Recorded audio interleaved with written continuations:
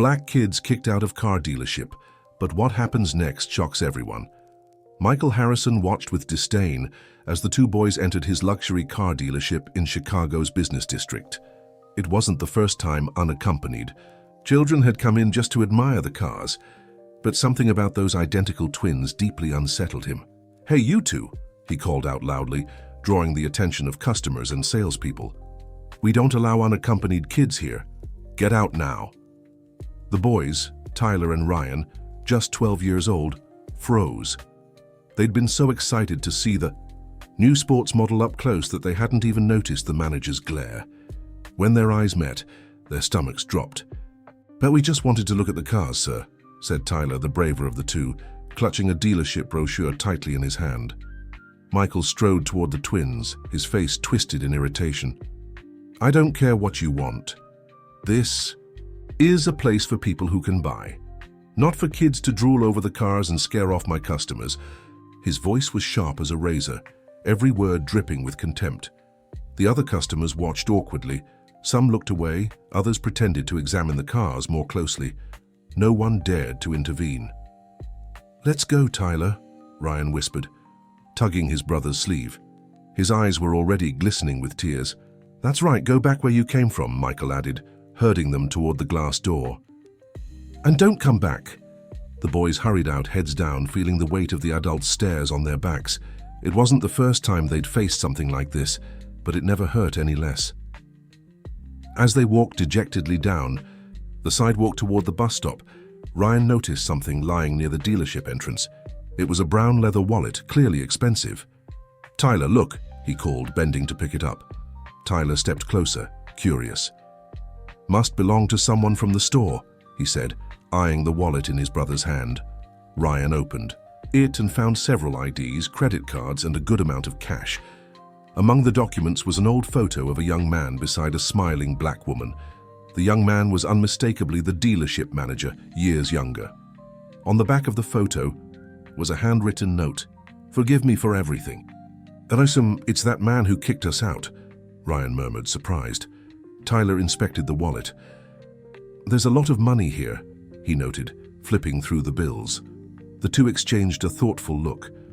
For a moment, they considered not returning it. After all, that man had treated them terribly. It would be like payback. "Grandma wouldn't like that," Ryan finally said, slipping the wallet into his pocket. "She always says we should do the right thing even when others don't." Tyler sighed in agreement. Grandma Rose, who'd raised them since their mother passed, was strict about values. A respected seamstress in Southside, she worked hard to give her grandsons a decent life despite all the struggles. "Let's give it to Grandma when we get home. She'll know what to do," Tyler concluded. The walk home felt longer than ever. On the crowded bus, the twins stayed silent, lost in thought, the wallet weighing in Ryan's pocket like it was made of lead. When they reached the small house they called home, they found Grandma Rose hunched over her old sewing machine. At sea, 67. She still sewed for hours to supplement her modest pension. Her dream was to buy an industrial machine to make her work easier and take on more orders. "You're home early, boys," she remarked, adjusting her glasses to get a better look at her grandsons. One look was all it took to realize something had happened. "What is it? Did something happen?" Ryan took the wallet from his pocket and placed it on the table. "We found this near the luxury car dealership," he explained.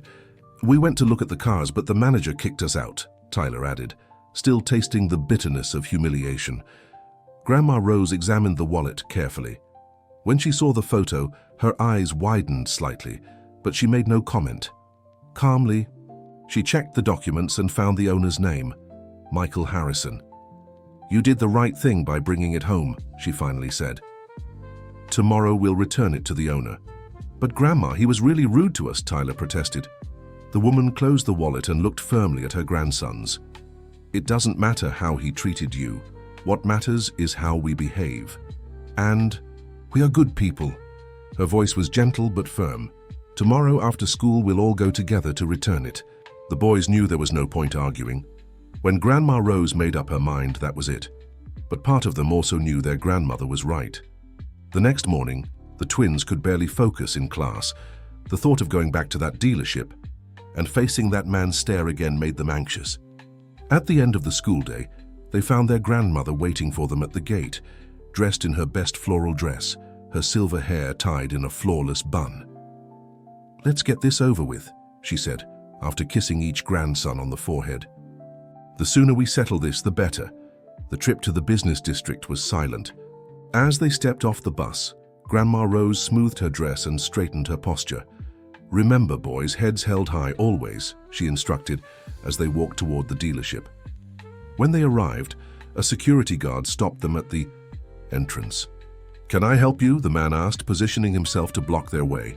"We need to speak with Mr. Michael Harrison," Grandma Rose replied firmly. "It's important." The guard eyed the trio suspiciously. "Mr. Harrison is busy. Maybe you can schedule an appointment." "We have something that belongs to him," the woman insisted, her voice calm but resolute. "I believe he'll be very interested in seeing us." Just then, a middle-aged woman approached. It was Patricia, Michael's secretary of over 20 years. "Is there a problem, Frank?" she asked the guard. "These people want to speak with Mr. Harrison," the man replied. "They say they have something of his." Patricia looked at Grandma Rose and the boys curiously. "What is this about?" Ryan, hands trembling, pulled the wallet from his pocket and showed it to the secretary. "We found it yesterday near the store," he explained. "We want to return it to the owner." Patricia's eyes widened as she recognized her boss's wallet. "Good Lord, Mr. Harrison has been desperate looking for this since yesterday," she exclaimed. "Please, come with me." Reluctantly, the guard stepped aside and the trio followed Patricia inside the dealership. The twins felt the curious stares of employees and customers, but kept their heads high just as their grandmother had taught them. Patricia led them to a back office, knocking lightly before opening the door. "Excuse me, Mr. Harrison. These people found your wallet." Michael Harrison sat behind a grand desk, his face tense and weary. When he saw the twins, his expression shifted to a mix of surprise and discomfort. "You?" he murmured, slowly standing up. Grandma Rose stepped forward, her presence filling the room with quiet dignity. "My grandsons found your wallet yesterday, after visiting your dealership," she explained, her tone leaving no doubt that she knew how the children had been treated. "We've come to return it in person." Ryan extended the wallet toward the man, avoiding his gaze. Michael took the object, visibly unsettled. "Is everything there?" asked Grandma Rose, a hint of challenge in her voice. The man quickly checked the contents and nodded. "Yes, it's all here." He hesitated before adding, "Thank you." "No need to thank us. We only did what any decent person would do," the woman replied, her steady gaze fixed on the manager. Michael shifted uncomfortably in his chair. He opened a drawer and pulled out some bills. "I'd like to offer a reward for your grandson's honesty," he said, holding out the money to Grandma Rose. She raised her hand, refusing. "I didn't teach my grandsons to do the right thing expecting a reward, Mr. Harrison." Her tone was polite but firm. "We only came to return what wasn't ours." The man put the money away, unsure how to react. The awkward silence was broken when Patricia re-entered the room. "Mr. Harrison, Mr. Williams is here for the meeting," she announced. "Tell him I'll be right there," Michael replied, using the interruption to compose himself. Turning back to his visitors, he added, "Once again, thank you. Now, if you'll excuse me." It was a clear dismissal. Grandma Rose nodded with dignity and turned to leave, followed by her grandsons. At the door, however, Patricia stopped them. "I hope you don't mind, but I overheard part of the conversation," she said, quietly. "What you did was really beautiful. A lot of people would have kept the wallet, especially after—" she hesitated. "Well, after how you were treated yesterday." Tyler and Ryan exchanged glances, surprised that someone at the dealership acknowledged the unfair treatment they'd received. "Like I said, we only did what was right," Grandma Rose repeated. Patricia smiled. "The world needs more people like you." She glanced around to make sure no one was nearby and lowered her voice further. "You know, I've worked with Mr. Harrison for over 20 years, and I've never seen him as upset as he was yesterday after losing that wallet. He turned the place upside down looking for it." "Must have had a lot of important money in it," Tyler remarked. The secretary shook her head. "It's not about the money, I'm sure of that. I think it's something more personal. She paused, then added, "Do you live far from here?" "On the south side," Grandma Rose answered. "It's quite a trip to get here." Patricia hesitated again before continuing. "Listen, this might sound strange, but would you mind giving me your address or phone number? You never know when Mr. Harrison might change his mind about that." "Reward." Grandma Rose studied the secretary's face for a moment, as if assessing her intentions. "We're not interested in rewards, as I've said," she finally replied. "But if Mr. Harrison wants to thank us somehow, he can send a letter." She took a small piece of paper from her purse, wrote down her address, and handed it to the secretary. Patricia tucked the paper away and smiled. "It was a pleasure meeting you, and I'm sorry for any misunderstanding that might have happened yesterday." With that, the trio finally left the dealership. On the way home, the twins excitedly chatted about the experience, while Grandma Rose remained strangely quiet, lost, in thoughts she didn't share with her grandsons. 2 weeks passed with no word from the dealership. The twins had nearly forgotten the incident, busy with school and chores. Grandma Rose, however, seemed more thoughtful than usual, especially when looking at her grandsons. Then on a Thursday, something unexpected happened. The mailman delivered a letter addressed to Grandma Rose, bearing the letterhead of Harrison Elite Motors. Intrigued, the lady opened the envelope and found a financing proposal for an affordable car with exceptionally favorable terms. "This must be some mistake," she murmured to herself, reading and rereading the document. That night, after the boys had gone to bed, she called an old friend, Charles, who worked as a community lawyer. She asked him to review the proposal. The next morning, Charles showed up at Grandma Rose's house during breakfast. "Good morning, my dear," he greeted, accepting the cup of coffee she offered. "I looked over that document you sent me." "And?" she asked anxiously. "It's legitimate." He seemed just as surprised as she was. "In fact, these are terms I've never seen before. Minimal interest rate, easy down payment, extended term. It looks like someone really wants you to buy this car." Grandma Rose sat down, stunned. "But why? It doesn't make sense." Charles shrugged. "Maybe it has something to do with that wallet your grandsons returned." The lady fell silent for a moment, lost in thought. "Maybe," she finally murmured, "but it still feels strange. I don't even drive, Charles." The lawyer smiled. "Well, it's never too late to learn." He checked his watch. "Listen, I have to get to the office now, but my advice is, if you're interested, go there and ask directly. The worst that can happen is finding out it really was a mistake." After Charles left, Grandma Rose spent a long time staring at the proposal on the table. There was something about the situation that bothered her, but she couldn't quite put her finger on it. When the twins came home from school, she had already made up her mind. "Boys, tomorrow we're paying another visit to that dealership," she announced during dinner. Tyler and Ryan exchanged surprised glances. "Why, Grandma?" Ryan asked. The lady showed them the letter. "I received this proposal. I want to know if it's a mistake or not." "But you don't even drive, Grandma," Tyler reminded her, confused. Grandma Rose gave an enigmatic smile. "As your godfather Charles said, it's never too late to learn." On Saturday morning, the three of them took the bus toward the business district. The twins were restless, a mix of excitement and apprehension. Grandma Rose, on the other hand, maintained an outward calm that masked her own unease. When they arrived at the dealership, they were greeted by a young, smiling salesman, different from the security guard who had turned them away last time. "Good morning. How can I help you?" the young man asked. "I received this proposal, Grandma," Rose replied, showing him the letter. "I'd like to know more details." The salesman examined the document and his smile widened. "Ah, yes. You must be Mrs. Rose Wilson, correct?" She nodded, surprised he knew her name. "Please, follow me. I'll show you the vehicle in question."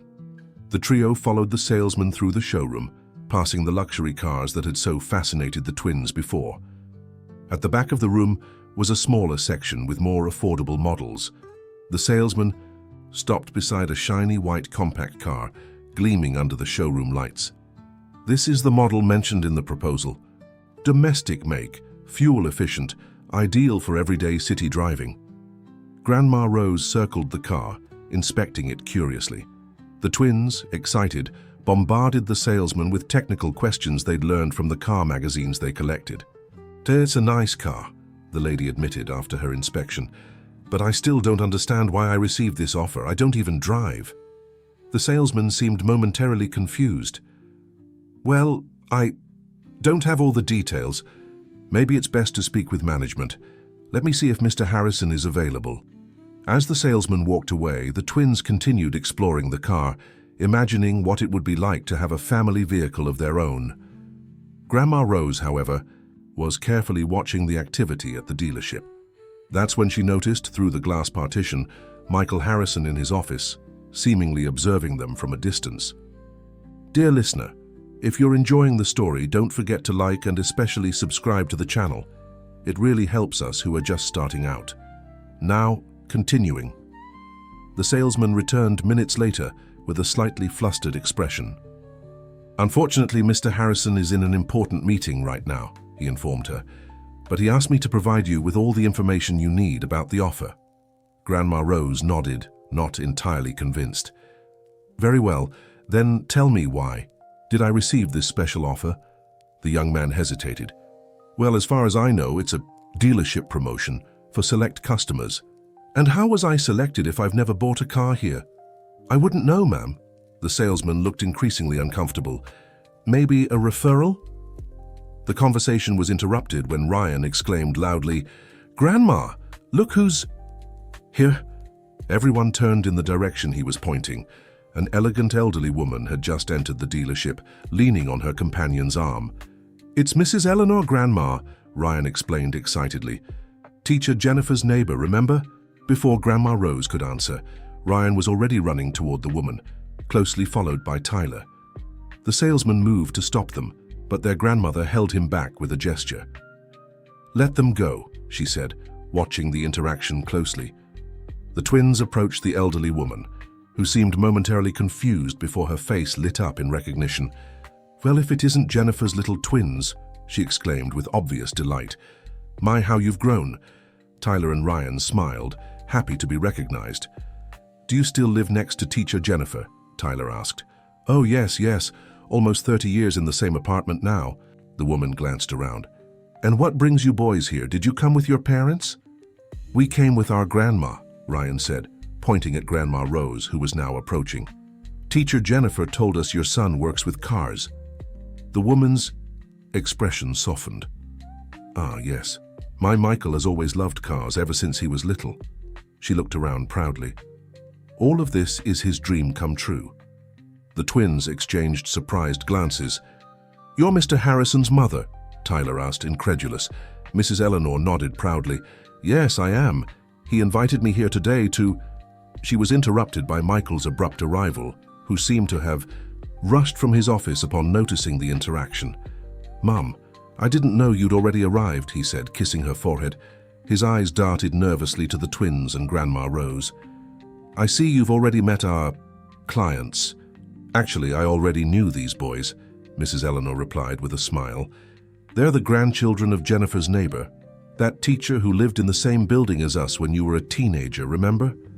The color seemed to drain from Michael's face. "Jennifer?" he repeated, as if the name brought back distant memories. "Yes, she taught these boys last year, from what I understand." The woman turned to the twins. "How is she? I haven't seen her in ages." "She moved to Omaha at the start of the year," Ryan said. "She went to take care of her sick mother." Mrs. Eleanor nodded understandingly. "That's life, isn't it? People come and go." She gently squeezed her son's arm. "Like that childhood friend of yours, Michael. What was her name again, the one who lived in the housing project near the school?" "Mom, please," Michael interrupted, visibly uncomfortable. "I'm sure these clients aren't interested in old stories." Grandma Rose, who had been silently observing the interaction, stepped forward. "Actually, we'd love to hear more," she said with a polite smile that didn't reach her eyes. "It's always interesting to get to know the people we're doing business with better." Michael shot an almost desperate look at his mother. "Mom, weren't you in a hurry for that appointment of yours?" Mrs. Eleanor seemed confused. "What appointment?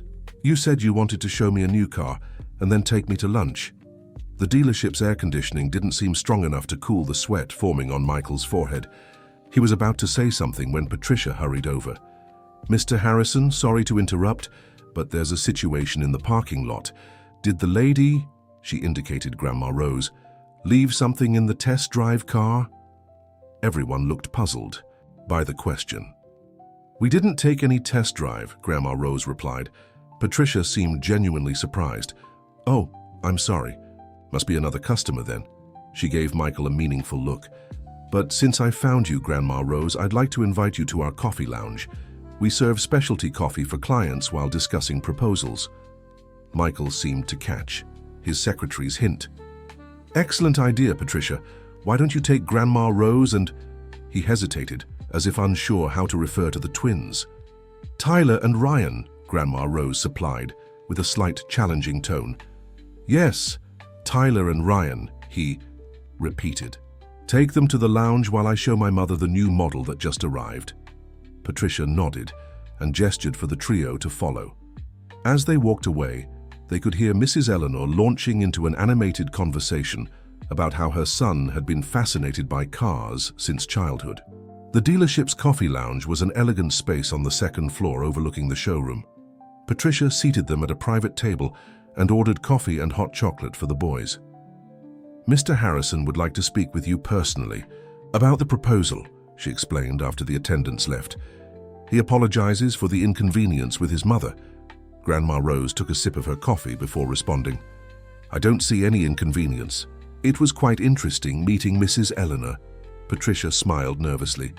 "Yes, she's a lovely lady. Mr. Harrison is very devoted to her." "I noticed," Grandma Rose remarked, her tone enigmatic. "You've worked with him a long time, haven't you?" "Over 20 years, Patricia confirmed, "since he opened the first store much smaller than this one. Then you must know him well." The secretary hesitated. "As well as one can know someone they work for," she replied cautiously. "Mr. Harrison has always been very private about his personal life." Grandma Rose nodded, as if the answer confirmed something she already suspected. "And this special proposal I received, does the dealership often make offers like this?" Patricia shifted uncomfortably in her seat. "Well, we have various promotional campaigns. For people who've never bought cars here and don't even drive?" Grandma Rose interrupted, her gaze piercing. Before the secretary could respond, they were interrupted by commotion from the ground floor. Rising to see what was happening, they spotted Mrs. Eleanor in the middle of the showroom, apparently unwell. Michael was supporting her as staff rushed to get water. "Oh my!" Patricia exclaimed, standing quickly. "It looks like Mrs. Eleanor is having one of her episodes." The three followed the secretary back to the showroom, where they found the elderly woman seated in a chair surrounded by concerned people. Michael knelt beside her, holding her hand. "Someone call an ambulance," he ordered, his voice trembling. No need," Mrs. Eleanor protested weakly. "It was just a dizzy spell." Grandma Rose made her way through the onlookers and approached the elderly woman. "Excuse me," she said with an authority that made everyone step aside. "I'm a retired nurse. Can I help?" Michael Harrison looked at her with surprise and hesitation. "Please," he finally said, moving slightly to give Grandma Rose space. The woman examined Mrs. Eleanor with professional efficiency, checking her pulse and asking about her symptoms. "Low blood pressure, most likely," she diagnosed after a few minutes. "She needs to hydrate and rest in a cooler place. This showroom is way too hot with all these lights." "My office has air conditioning," Michael offered, concerned. "We can take her there." With Grandma Rose's help, Michael guided his mother to the office, followed by the twins and Patricia. After settling the elderly woman on the sofa, Grandma Rose continued monitoring her vitals while Michael fetched water and tried to dissuade her from calling an ambulance. "Don't be silly, son," Mrs. Eleanor protested. "It was just a passing discomfort. This kind lady is already taking care of me." "Even so, Mom, I think it's best we take you to the hospital for a checkup." "Nonsense, I hate hospitals." The elderly woman squeezed Grandma Rose's hand. "What was your name again, dear?" "Rose Wilson." Mrs. Eleanor's eyes widened slightly. "Wilson?" she repeated, glancing sideways at her son, who seemed frozen in place. "By any chance, did you work at Mercy General as a nurse?" Now it was Grandma Rose's turn to look surprised. "Yes, for nearly 30 years. I retired 5 years ago." Mercy, General, Michael murmured, his voice barely audible. Mrs. Eleanor smiled, recognition lighting up her face. I knew I recognized you from somewhere. You took care of me when I was hospitalized with pneumonia about 15 years ago. Grandma Rose frowned, trying to remember. It's possible. I worked in many wards during my career. I'm sure you did, the elderly woman exclaimed, perking up. You were so kind to me. And you also took care of that young woman, remember? The one in the same room as me, that poor girl who… Mom, please rest, Michael interrupted, panic barely concealed in his voice. You shouldn't strain yourself by talking. But Mrs. Eleanor seemed determined to continue. Don't be silly. Son, I'm feeling much better now. She turned back to Grandma Rose. As I was saying, you took care of that young woman in the same room as me. She was very sick, poor thing. What was her name again? A tense silence fell over the room. The twins watched in confusion as Michael's face grew paler, while Grandma Rose kept her eyes fixed on the elderly woman, as if trying to summon the memory. Sarah, she finally said, almost in a whisper. Sarah Wilson. Mrs. Eleanor's eyes lit up. That's it. Sarah. Such a beautiful, young woman. Her smile faded. Such a tragedy. What happened to her? Mom, Michael's voice came, out louder than intended. Please, this isn't the time to… Sarah was my daughter, Grandma Rose interrupted, her voice calm but heavy with restrained emotion. The mother of these two boys. Shock was visible on everyone's faces except Grandma Rose's, who seemed to have waited for this moment for a long time. Mrs. Eleanor brought her hands to her mouth. Oh my God, I had no idea. Her eyes turned to her son, who seemed unable to move. Michael, did you hear? These boys… I heard, Mom, he replied, his voice reduced to a hoarse whisper. A heavy silence filled the room. The twins, confused by the turn of the conversation, looked from their grandmother to the manager, trying to understand what was happening. Patricia, on the other hand, seemed to have understood something she had long suspected, as her expression wavered between surprise and a strange confirmation. Michael was the first to break the silence. Patricia, could you take my mother home, please? He asked without taking his eyes off Grandma Rose, and show the boys around the rest of the dealership. But son, protested Mrs. Eleanor. Please, Mom, he insisted with forced politeness. We need to talk, in private. Grandma Rose nodded to her grandsons, signaling they could go. Reluctantly, the twins followed Patricia and Mrs. Eleanor out of the office, casting worried glances at their grandmother before the door closed. When they were finally alone, Michael collapsed into his chair as if all strength had left his body. When did you know? He finally asked. That you were their father. Grandma Rose sat across from him, her posture upright and dignified. I always knew. Sarah told me everything. Michael ran his hands over his face in a gesture of deep exhaustion. And when I saw your name on the ID, I was sure it was you, the older woman continued. The man who abandoned my daughter when he found out she was pregnant. I was young and stupid, he murmured, unable to meet her gaze. I had just started college. My parents had expectations. Expectations, Grandma Rose repeated, the word heavy with bitterness, while my daughter faced prejudice and hardship alone. Michael finally raised his eyes, red and damp. I tried to find her later, years later, when I realized the mistake I'd made. But she had already moved. No one could tell me where. She moved because she couldn't take the stares and the comments anymore. Grandma Rose's voice trembled slightly. A black woman single with twin boys, it wasn't easy. And the boys, do they know? She shook her head. No. To them, their father was someone who disappeared before they were even born. Sarah never wanted them to carry the weight of abandonment. Michael stood and walked to the window, watching the activity in the showroom below. From there, he could see the twins marveling at the cars Patricia was showing them, their expressions of excitement so much like his own at their age. What do you plan to do now? He asked without turning. That depends on you, Grandma Rose replied with surprising calm. What do you plan to do? He slowly turned to face her. I'd like to meet them, to be part of their lives if you'll allow it. His voice took on an almost pleading tone. I know I don't deserve it, that I can't make up. For all these years, but no, you can't, she interrupted. Nothing will bring back the lost time. Nothing will bring Sarah back. The man lowered his head, defeated. I understand. I'll respect your decision, whatever it is. Grandma Rose studied him for a long moment before speaking again. That financing offer, was that an attempt to get closer? Michael nodded hesitantly. I thought I could help in some way. When the boys returned my wallet despite how I treated them. He took a deep breath. I saw Sarah's picture inside, the one I always carried with me, with that note I never had the courage to give her. And then, when Patricia managed to get your address, I just wanted to do something. A car I don't even drive. The older woman nearly smiled at the absurdity of it. I wasn't thinking straight, he admitted.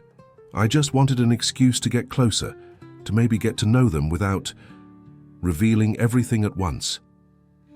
Grandma Rose stood, adjusting her purse on her arm. I'll think about it, she declared, heading for the door. Not for you, but for them. Those boys deserve to know where they come from, even if the truth is complicated. Just as she was about to leave, Michael called out to her, Grandma Rose! She turned back, her hand on the doorknob. I know I have no right to ask this, but could you not tell them just yet, until we decide how to handle all this? She studied him for a long moment. I won't lie to my grandsons, she finally replied. But I won't throw them head first into a situation they're not ready for either. When the time comes, they'll know the truth. She paused. If you want to be part of that moment, you know where to find us. With that, she walked out, leaving Michael alone with the weight of decades of regret and the possibility of a redemption he never thought possible. In the showroom, the twins were fascinated by what Patricia was showing them. When they saw their grandmother approaching, they ran to her, eager to share their discoveries. Grandma, did you see that blue car? It goes from 0 to 60 in under 6 seconds, Tyler exclaimed excitedly. And it has an amazing sound system, Ryan added. Mrs. Patricia said we can come visit any time we want. Grandma Rose smiled at her grandsons, masking the storm brewing in her heart. That's very kind of her, she said, casting a grateful glance at the secretary. But we need to go now. We've already taken up enough of these people's time. But what about the car, Grandma? Ryan asked, confused. Aren't you going to buy it? The grandmother smoothed her grandson's curly hair. Not yet, sweetheart. We have a lot to talk about first. As they headed for the exit, they were surprised by Michael, who hurriedly emerged from the hallway leading to his office. Grandma Rose, he called, approaching hesitantly. I'd like to invite you all to lunch, as thanks for returning the wallet. He glanced nervously at the twins. If it's not too much trouble, of course. The boys looked hopefully at their grandmother.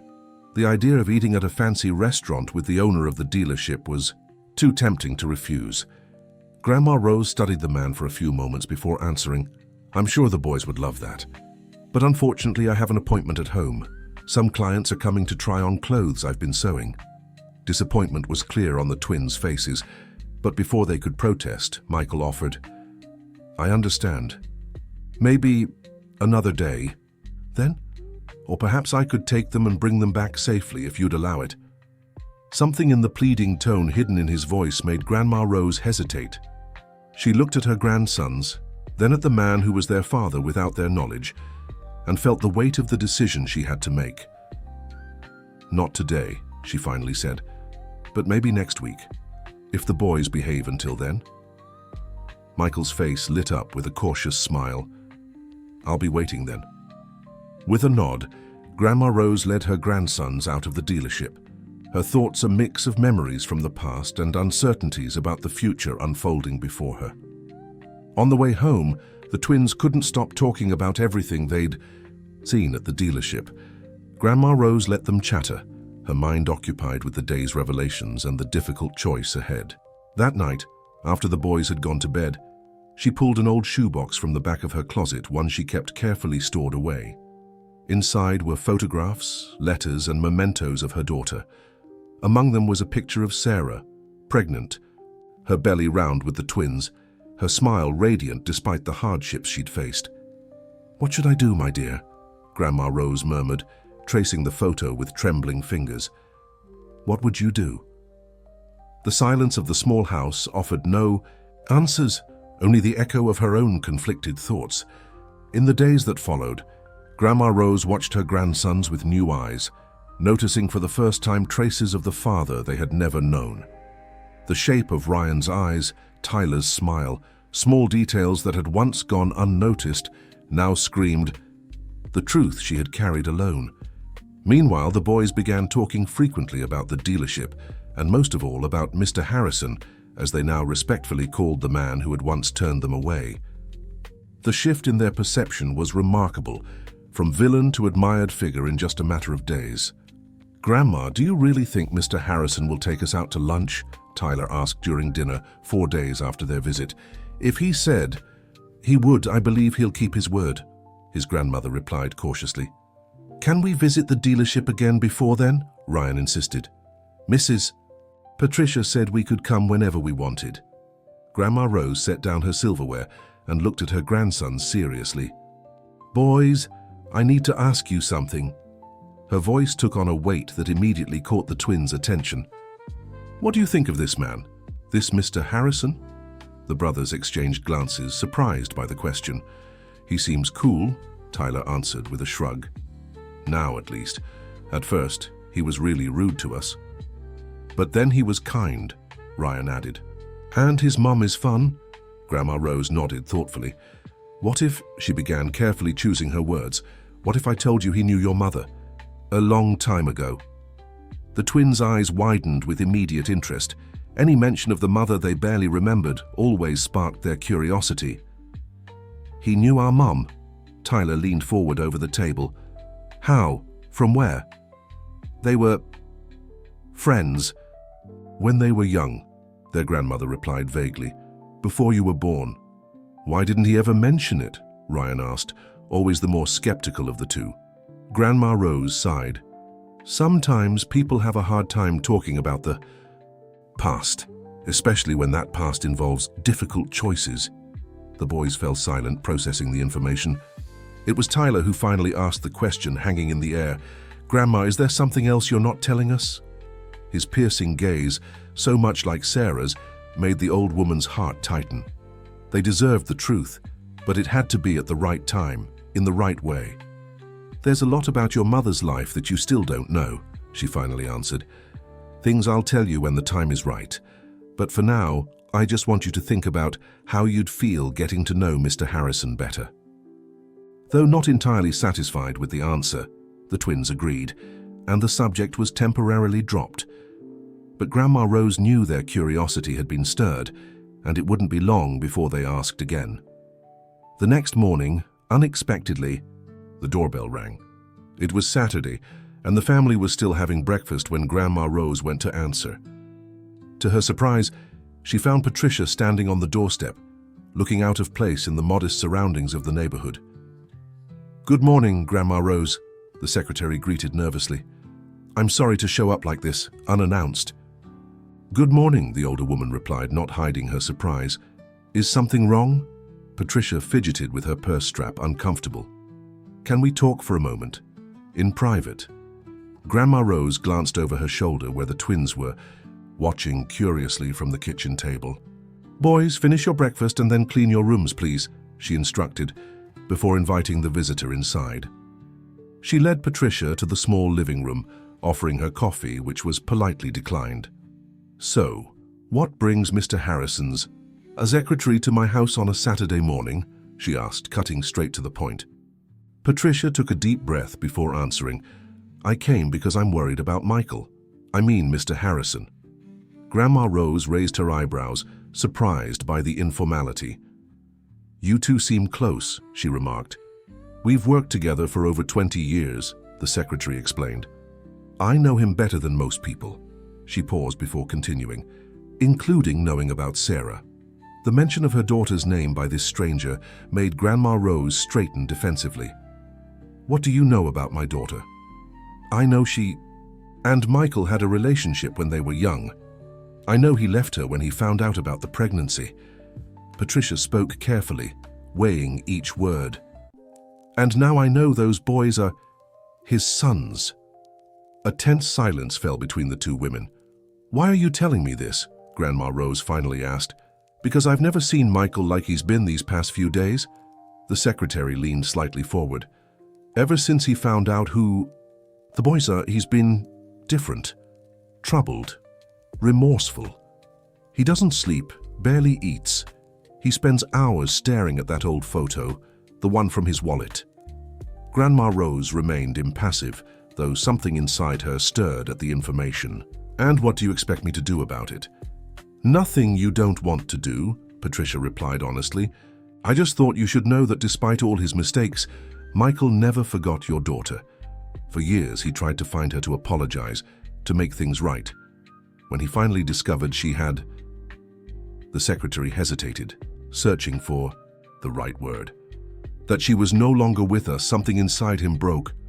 Grandma Rose closed her eyes for a moment, fighting the wave of emotions. That doesn't change the fact my daughter raised 2 children alone, she said, her voice controlled.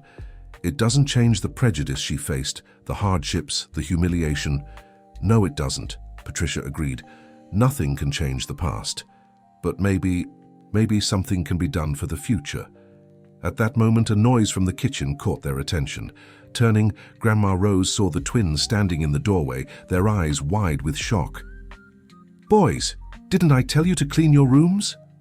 She scolded, more out of reflex than real irritation. We heard, Tyler said, his voice trembling. We heard about our mom. And about our dad, Ryan added, his face a mask of confusion and shock. Dear listener, if you're enjoying the story, don't forget to like and especially subscribe to the channel. It really helps us newcomers. Now continuing. Grandma Rose's heart sank. This wasn't how she'd planned for them to find out. This wasn't how she wanted them to learn the truth. Boys, come here, she called, opening her arms. We need to talk. The twins approached cautiously, as if afraid of what they were about to hear. Patricia made to stand up. Maybe I should go. Stay, Grandma Rose ordered, surprising everyone, including herself. Since you started this, help me explain. Reluctantly, the secretary sat back down as the boys settled on the small couch, one on each side of their grandmother. Is it true? Ryan asked in a small voice. Is Mr. Harrison our father? Grandma Rose looked at her grandsons' anxious faces, the boys who had been the center of her life since Sarah passed. She felt the weight of her responsibility to protect them, but also her duty not to deny them the truth they deserved. Yes, she answered simply. He is. The confirmation hit hard. Tyler looked down at his hands, while Ryan stared at his grandmother with a mix of confusion and indignation. Why did he never look for us? Ryan asked, his voice shaking. Why did he abandon our mother? Patricia looked at Grandma Rose as if asking for permission to speak. The older woman gave a slight nod. Michael was very young and immature when he found out he was going to be a father, the secretary began, choosing her words carefully. He was afraid of his parents' reaction, of what people would say. He was cowardly, no doubt. But when he finally worked up the courage to look for Sarah years later, he couldn't find her. You moved around a lot, explained Grandma Rose, stroking Tyler's hair. Life wasn't easy for a single mother with 2 young children. We looked for places where we could start over, where there'd be less prejudice. So he tried to find us, Tyler asked, lifting his gaze. Grandma Rose hesitated. From what he told me, yes. But only now, after 12 years, Ryan couldn't hide his bitterness. And by coincidence? Sometimes life gives us coincidences that aren't really coincidences, Grandma replied philosophically. Maybe it was just the right time for you to meet him. I don't want to meet him, Ryan exclaimed, standing abruptly. He treated us horribly. He threw us out of the store like we were... That's not how he wanted it to happen, Patricia interjected softly. He didn't know who you were, and he's deeply sorry for how he acted. That doesn't change anything, Ryan insisted, tears welling in his eyes. He abandoned our mother. He was never there for us. Tyler, always the calmer and more thoughtful of the two, remained seated, taking it all in silently. Finally, He looked up at his grandmother. "What would Mum say?" he asked, his voice barely a whisper. The question caught Grandma Rose off guard. She closed her eyes for a moment, as if searching for the answer in her deepest memories. "Your mother," she began, her voice thick with emotion. "Sarah was an incredible woman, strong, brave, generous. Even in the hardest times, she never spoke badly of your father. She never wanted you to grow up with anger or resentment." "Would she have forgiven him?" Tyler pressed. Grandma Rose took a deep breath before answering. "I think so. In time. Your mother believed everyone deserves a second chance." The words hung in the air, heavy with meaning. Ryan, still standing, seemed torn between anger and confusion. Tyler, meanwhile, processed everything with a maturity beyond his years. "What do we do now?" he finally asked. The question was simple, but Grandma Rose knew the answer would change the course of all their lives. "That's up to you," she replied, looking between them. "I can tell Mr. Harrison we're not interested in getting to know him, or I can let him try to be part of your lives if that's what you want." "What if we're not sure?" Ryan asked, his voice softer now. Grandma reached out to him and he reluctantly sat back down. "Then we take it one step at a time. Get to know him better. See how you feel. You don't have to decide everything right now." The twins exchanged glances, a silent communication only they understood. Since childhood, they'd had this way, of knowing each other's thoughts without words, as if they shared more than just their looks.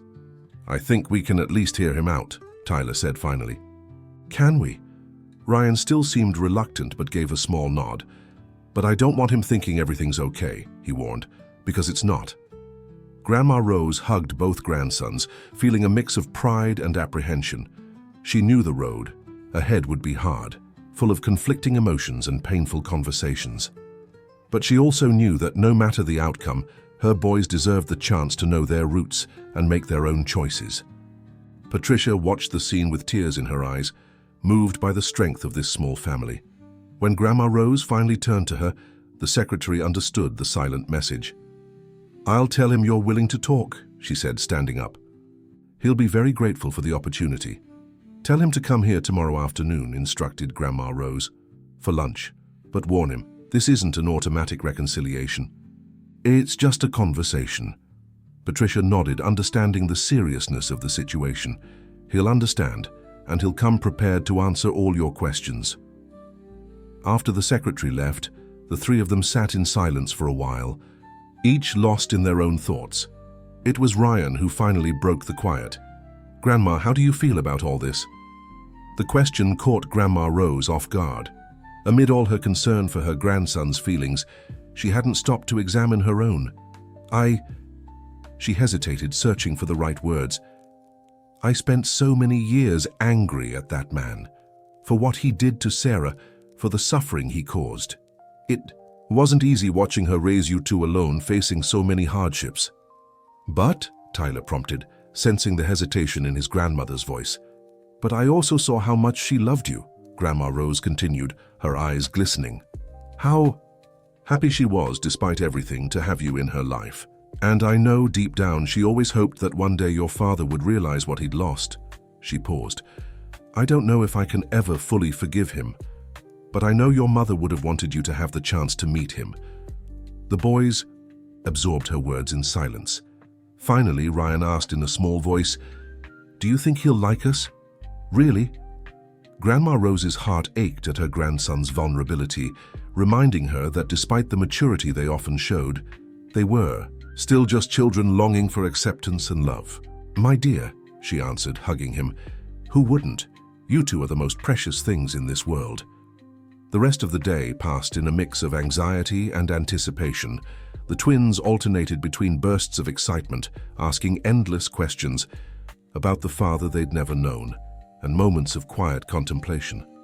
Grandma Rose, meanwhile, busied herself mentally preparing for the next day's lunch, determined to show Michael Harrison that despite the struggles, she had raised his sons with dignity and love. That night, after the boys had gone to bed, she took out Sarah's memory box again. Among the photographs, she found one she'd never shown her grandsons, the last picture of her daughter, taken in the hospital weeks before she passed. Even weakened, Sarah was smiling, her eyes bright with a love that transcended physical pain. "Am I doing the right thing, my girl?" Grandma Rose whispered to the photograph. "Is this what you would have wanted?" As always, silence was her only answer, but somehow she felt a peace she hadn't known in years. Maybe it was a sign, or maybe just the exhaustion of carrying a secret alone for so long. Either way, she knew that after tomorrow nothing would ever be the same. Sunday dawned sunny, one of those perfect days Chicago occasionally offers its residents. Grandma Rose woke early and immediately began preparing lunch, a full pot roast, a dish she reserved for special occasions. When the twins noticed the preparations, they understood just how much importance their grandmother placed on this meeting. "Need any help, Grandma?" Tyler offered, always eager. "You can tidy the living room and set the table," she replied without pausing her work. "I want everything perfect." The boys exchanged knowing glances, sensing that beneath Grandma Rose's calm exterior lay deep anxiety. Silently, they set to their assigned tasks, determined not to add to the already tense situation. Around 11:30, the doorbell rang. The three froze in place, no one moving to answer. Finally, Grandma Rose took a deep breath, adjusted her apron, and walked to the door. Michael Harrison stood on the threshold, visibly nervous, holding a large flower arrangement and a gift bag. He was dressed more simply than the elegant suit they had first seen him in, a clear attempt to blend into the surroundings. "Good morning." "Grandma Rose," he greeted, his voice slightly shaky. "I hope I'm not too early." "You're right on time," she replied, accepting the flowers with a nod of thanks. "Please come in." As he stepped into the modest but impeccably tidy living room, Michael found the twins standing side by side, watching him with expressions ranging from curiosity to apprehension. The contrast between their last meeting at the dealership and this moment was stark. There he had been the powerful businessman who'd thrown them out. Here he was just an uncertain man facing the consequences of choices made long ago. "Hello, Tyler." "Hello, Ryan," he said, hesitating over how to proceed. Should he shake their hands, hug them? The uncertainty was plain on his face. The boys murmured timid hellos, equally uncomfortable. It was Grandma Rose who broke the awkward silence. "Lunch will be ready in about half an hour," she announced, placing the flowers in an improvised vase. "Why don't you all sit and talk a little while I finish up?" With that, she retreated to the kitchen, leaving the three alone in the small living room. A heavy silence fell over them, broken only by the ticking of the wall clock and the distant sounds of Grandma Rose in the kitchen. Michael cleared his throat, clearly nervous. "I brought you some things," he said, holding out the gift bag. "I wasn't sure what you'd like, so—" Ryan eyed the bag skeptically, but Tyler took it politely. "Thank you," he murmured, setting it on the coffee table without opening it. Michael ran a hand through his hair, visibly uneasy. "I think we should talk about what Patricia told you yesterday," he began hesitantly. "About you being our father?" Ryan asked bluntly, his voice firmer than anyone expected. The man nodded, slightly taken aback by the boy's directness. "Yes." "About that? Why did you leave our mother?" Ryan pressed, his expression far too serious for a 12-year-old. Michael swallowed hard, clearly unprepared for such a straightforward question. He glanced briefly toward the kitchen door, as if hoping Grandma Rose would return and save him from this moment. But he was alone with the sons he'd never known, and he owed them, at the very least, the truth. "I was 20 when I met Sarah," he began, his voice quiet. "She worked at the diner near the college I attended. She was the most beautiful, kindest girl I'd ever known." A wistful smile crossed his face. "We started dating in secret. My parents, they were very strict, had certain expectations about who I should be with." "Because our mother was black," Tyler interjected, his voice calm but direct. Michael lowered his gaze, shame evident in his expression. "Yes, partly. And because she came from a simple family, without the connections my parents valued." He took a deep breath. "When Sarah told me she was pregnant, I panicked. I wasn't ready to be a father, to face my parents, to take on that responsibility. So I ran, said terrible things I've regretted every single day since." The twins listened in silence, absorbing every word. "Years later, when I finally worked up the courage to look for her, to try to fix what I'd done, she was already gone. No one could tell me where. His voice faltered. I hired a private investigator, checked records, until I found out that she was no longer. Our mother passed away when we were 4, Tyler finished, saving him from the difficulty of saying the words, because of a heart condition. Michael nodded, unable to speak for a moment. Do you remember her? He finally asked. The twins exchanged glances. A little, Ryan answered. Her scent, her voice singing to us before bed. The way she laughed, Tyler added. Grandma Rose has lots of photos and tells us stories about her. Michael smiled sadly. She had the most beautiful laugh in the world, he remarked, almost to himself. It could light up an entire room with that sound.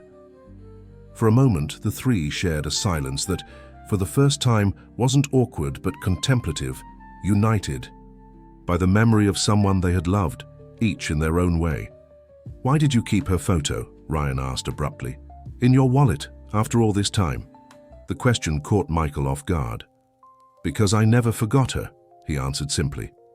Because even though I was too cowardly to fight for her back then, I never stopped loving her. He took a deep breath. That note you saw, the forgive me for everything, I wrote it years later, when I was trying to find her. I never got the chance to give it to her. The boys processed the information quietly. It was Tyler who asked the next question. And now, what do you want from us? Michael looked at the two boys in front of him, so much like Sarah, and felt a mix of pride and sadness for all the lost years. I want to get to know you, he replied sincerely. I want to be part of your lives, if you'll let me. I know I can't make up for lost time, that I can't just show up and expect to be accepted as your father, but I'd like to try to build some kind of relationship. What if we don't want to? Ryan challenged, crossing his arms defensively. Then I'll respect your decision, Michael answered without hesitation. I won't force you into anything. I just ask for a chance to show you I've changed, that I'm not that scared, selfish young man who abandoned your mother anymore. Just then, Grandma Rose returned to the room, drying her hands on her apron. Lunch is ready, she announced, studying the three faces carefully. Shall we eat? Lunch passed in a lighter mood, with Michael asking the boys about school, their interests and dreams. He learned that Ryan dreamed of being a mechanical engineer, fascinated by cars since childhood, while Tyler had an artistic streak, loving to draw and tell stories. Can I see some of your drawings? Michael asked Tyler, genuinely interested. The boy, hesitant at first, eventually fetched his sketchbook and showed some of his creations. Michael examined each one with care and respect, making specific comments that showed his attentive eye. You're very talented, he praised, sincerely impressed. My mother draws too. Maybe you could exchange ideas someday. Tyler couldn't help a small, proud smile. Meanwhile, Ryan bombarded Michael with questions about the dealership's cars, technical details that surprised the businessman with their advanced knowledge. How do you know so much about V8 engines? He asked, amazed. I read a lot of car magazines, Ryan replied with a shrug, and I watch videos online when Grandma lets me. Grandma Rose watched the interaction with mixed emotions. On one hand, she felt relief seeing her grandsons finally meeting their father, asking questions they'd always had, discovering parts of themselves through him. On the other, she couldn't help a pang of apprehension, fearing they'd be disappointed, that they'd be abandoned again. When dessert was served, Michael finally brought up the subject he'd avoided throughout the meal. Grandma Rose, he began, choosing his words carefully. I want to thank you for allowing me to come today, for giving me the chance to meet Tyler and Ryan. And I want you to know that I intend to make it up to them somehow, for all these years. She set her fork down and looked directly at him. What do you mean by make it up to them? Michael took a deep breath. I'd like to help financially with their education, with their needs, and also, he hesitated, that car offer, it was genuine. I thought it might make your daily lives easier. Grandma Rose straightened her posture, her expression hardening slightly. We've raised these boys without your help for 12 years, Mr. Harrison. It's not money they need from you. The man nodded, embarrassed. I understand. I didn't mean to offend you. I just want to help in any way I can." "Help? By being present," she replied, her voice softening. "If you truly want to be part of their lives, it won't be with expensive gifts or money that you'll earn that. It'll be with time, attention, commitment." Michael absorbed her words, recognizing their wisdom. "You're right. And that's what I intend to do if you'll allow me." The twins, who had been silently following the conversation, exchanged glances. It was Tyler who spoke. "We can try slowly." Ryan hesitated a bit longer but eventually nodded. "But no promises," he added cautiously. "We'll see how things go." Michael smiled, a genuine smile that lit up his face in a way the boys had never seen before.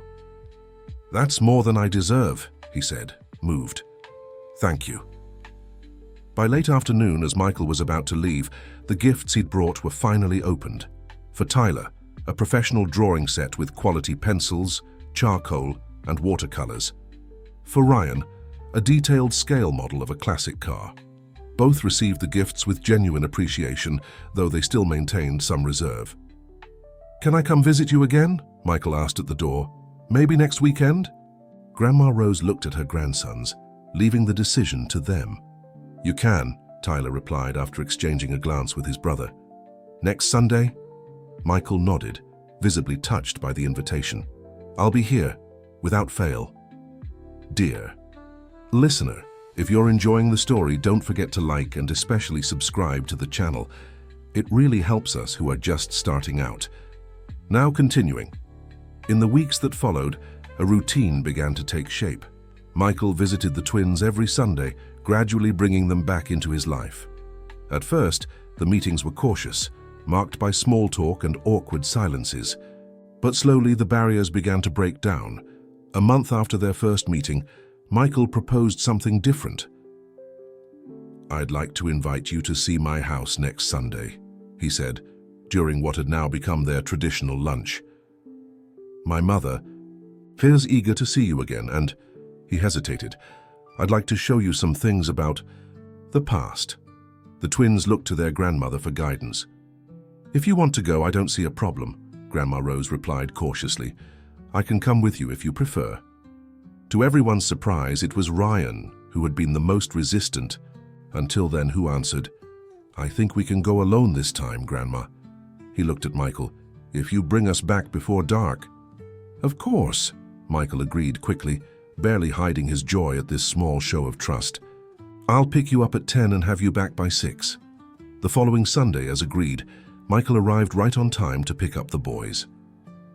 Grandma Rose watched through the window as they got into the luxury car, a mix of pride and worry in her heart. She trusted her grandsons and their judgment, but she couldn't help feeling uneasy. That man had already let her family down once. Michael's house was a grand mansion in one of Chicago's most exclusive neighborhoods.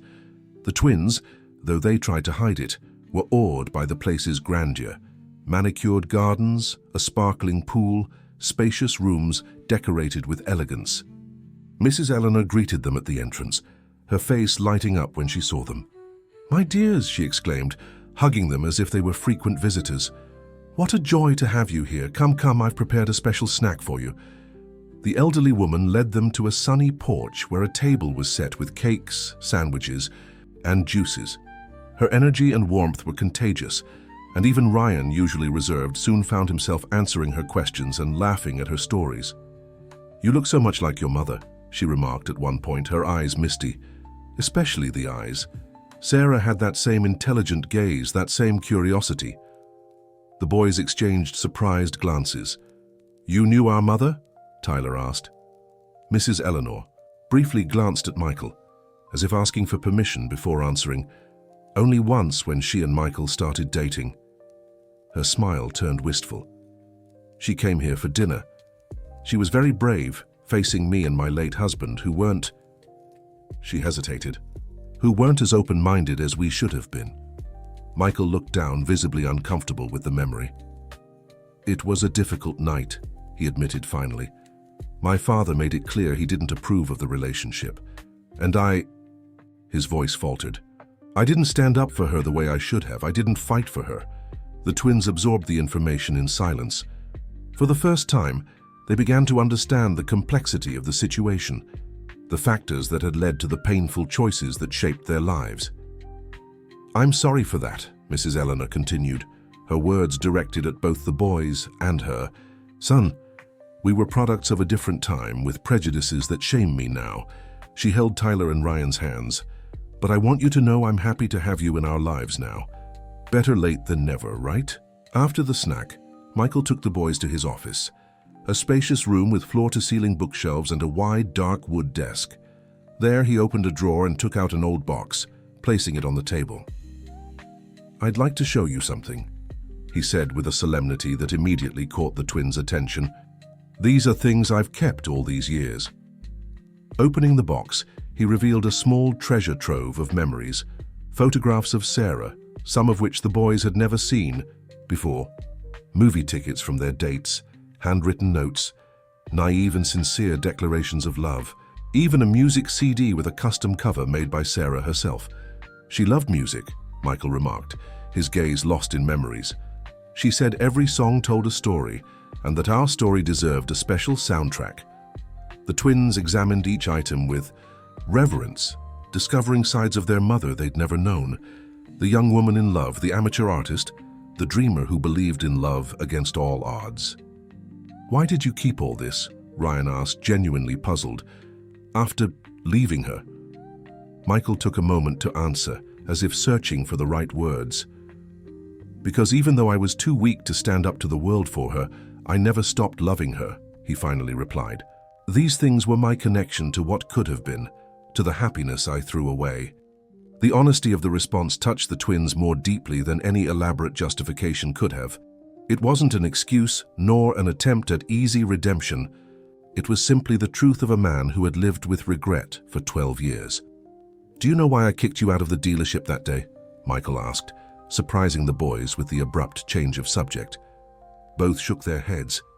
"It wasn't because you were kids or because—" he hesitated. "It wasn't for the reason you probably thought. It was because when I saw you walking in together, for a moment, I thought I saw Sarah again." His voice faltered. It was like the past came back to haunt me, all my mistakes made real in those two identical boys. I panicked and reacted in the worst way possible. Tyler and Ryan exchanged glances, absorbing the confession. "When you returned my wallet, even after how I treated you." Michael took a deep breath. "It was like Sarah was giving me a second chance through you. A chance I don't deserve, but one I'm grateful for every day." The silence that followed was heavy with unspoken emotion. It was Tyler who finally broke it. "Our mom used to tell Grandma Rose that everything happens for a reason. Maybe the reason we walked into that dealership that specific day was so this moment could happen." The boy's words, so mature and thoughtful, moved Michael deeply. Tears he had long held back began to stream down his face. Can I hug you?" he asked hesitantly, fearing rejection. To his surprise, it was Ryan, the more guarded of the two, who took the first step, approaching cautiously. Tyler followed, and soon the three were wrapped in an awkward but sincere embrace. It wasn't the hug of a father and his sons, not yet. It was the embrace of people beginning to build, bridges over the chasm that had separated them for so long. By late afternoon, as promised, Michael drove the twins back home. On the way, Ryan, who had been watching the scenery through the window, asked abruptly, "Are you going to keep visiting us, even if it takes a while, for us to call you Dad?" The question, in its simple directness, held the core of their shared fears, the fear of abandonment, the worry of opening their hearts only to have them broken again. Michael glanced at the boy in the rearview mirror before answering, "I'll keep visiting for as long as it takes. No matter how long, even if it never happens." His voice was firm, resolute. "I'll be here always, that's a promise I won't break." When they arrived at Grandma Rose's house, they found her on the porch, clearly anxious for her grandson's return. Her face visibly relaxed when she saw them stepping out of the car, seemingly well and even happy. "How was your day?" she asked, hugging them. "It was good, Grandma," Tyler answered honestly. "Mrs. Eleanor made an amazing chocolate cake. And we saw pictures of Mom we'd never seen before, Ryan added, his tone revealing the emotional impact of the experience. Grandma Rose looked at Michael, who remained by the car, respectfully keeping his distance. "Thank you for bringing them back on time," she said, her tone softening slightly. "I always keep my promises, Grandma Rose," he replied meaningfully. "At least now." She nodded, recognizing the weight of his words. "Would you like to come in for coffee?" The invitation, simple as it was, marked a huge step. It was the first time she had asked him to stay, rather than merely tolerating him, for the boy's sake. "I'd love to," Michael accepted, a genuine smile lighting up his face. In the weeks that followed, a new routine began to take shape. Michael didn't just visit on Sundays, but started picking the boys up from school twice a week, taking them out for snacks, helping with homework, or simply spending quality time with them. Ryan, initially more reserved, gradually began to open up, especially when Michael took him to the dealership and let him explore the cars freely, patiently answering all his technical questions. Tyler, on the other hand, flourished when Michael introduced him to an artist friend who offered informal guidance to develop his drawing talent. The boy started attending an art class on Saturdays, fully paid for by his father, but carefully presented as a scholarship to respect Grandma Rose's pride. The relationship between Michael and the boy's grandmother also evolved, slowly but steadily. Mutual respect grew with each interaction, with every demonstration of his commitment to the boys, with every decision made with their well-being in mind.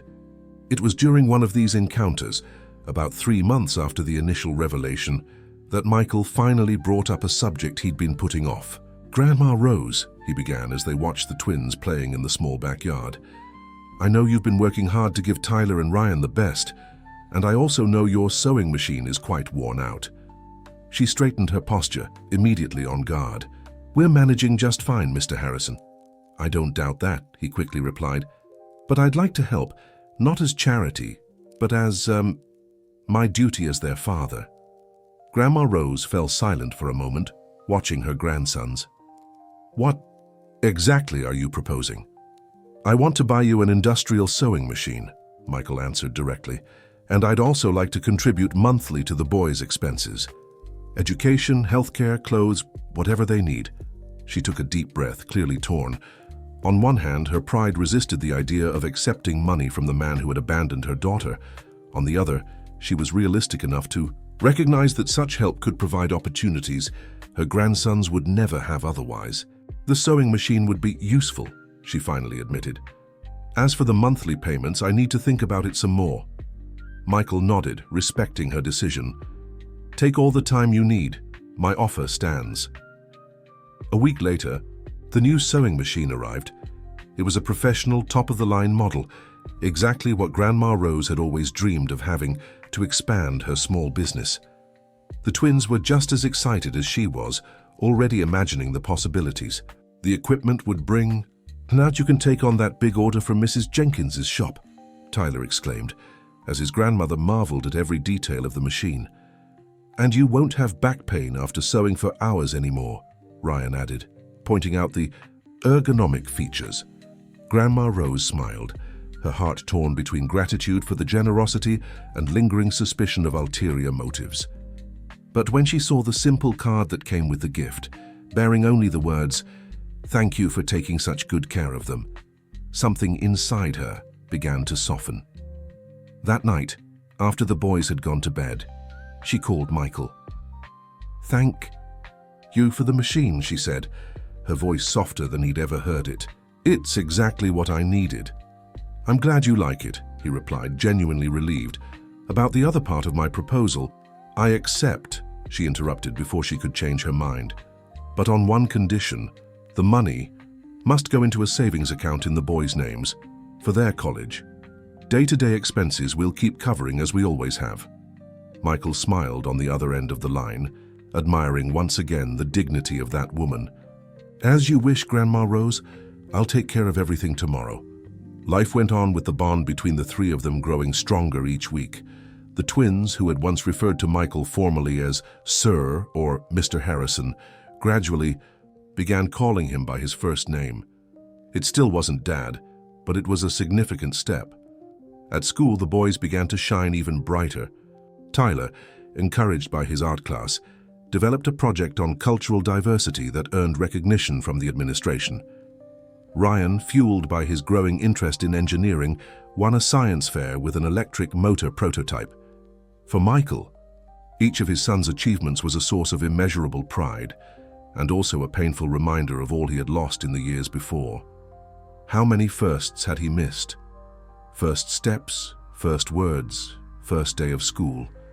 So many precious moments that would never come back. It was during Ryan's science project presentation that something unexpected happened. The boy, nervous in front of the audience of parents and teachers, scanned the crowd for familiar faces. He spotted Grandma Rose in the front row, smiling, encouragingly, and beside her Michael, who had left work early just for this event. Something about that image, the two adults united in support of him, gave Ryan the courage he needed. This project is dedicated to my grandma, who always believed in me, and to my... He hesitated for just a second. My dad, who's taught me so much about engines. The silence that followed was broken by the muffled sound of Michael trying to hold back his emotions. It was the first time either of the twins had publicly acknowledged him as their father. Later, on the way home, Michael couldn't hold back the question, "Ryan, what you said back there about me being your dad, do you really feel that way?" The boy shrugged, trying to sound casual, but his face revealed the weight of the moment.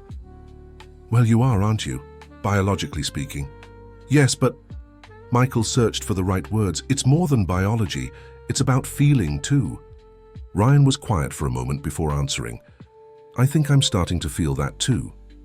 That simple confession was enough to make Michael's heart overflow with gratitude. He had waited for this moment, dreamed of it, but never truly believed it would happen. Tyler, watching the exchange from the back seat of the car, smiled faintly. He wasn't ready to take that step himself yet, but he was happy for his brother. Each of them had their own pace, their own path to reconciliation. The weeks turned into months, and a comfortable routine settled in.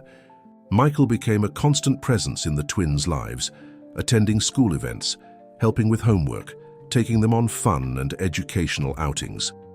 Grandma Rose, though still somewhat reserved, couldn't deny the positive impact he was having on her grandsons' lives. With the new sewing machine, her small business flourished. She was able to take on more orders, which greatly improved the family's financial situation. The boys' college savings grew steadily, securing a future that had once seemed like a distant dream. It was during the twins' 13th birthday, nearly a year after the fateful reunion at the dealership, that another meaningful moment occurred. Michael had organized a small celebration at his home, inviting some of the boys' school friends and, of course, Grandma Rose.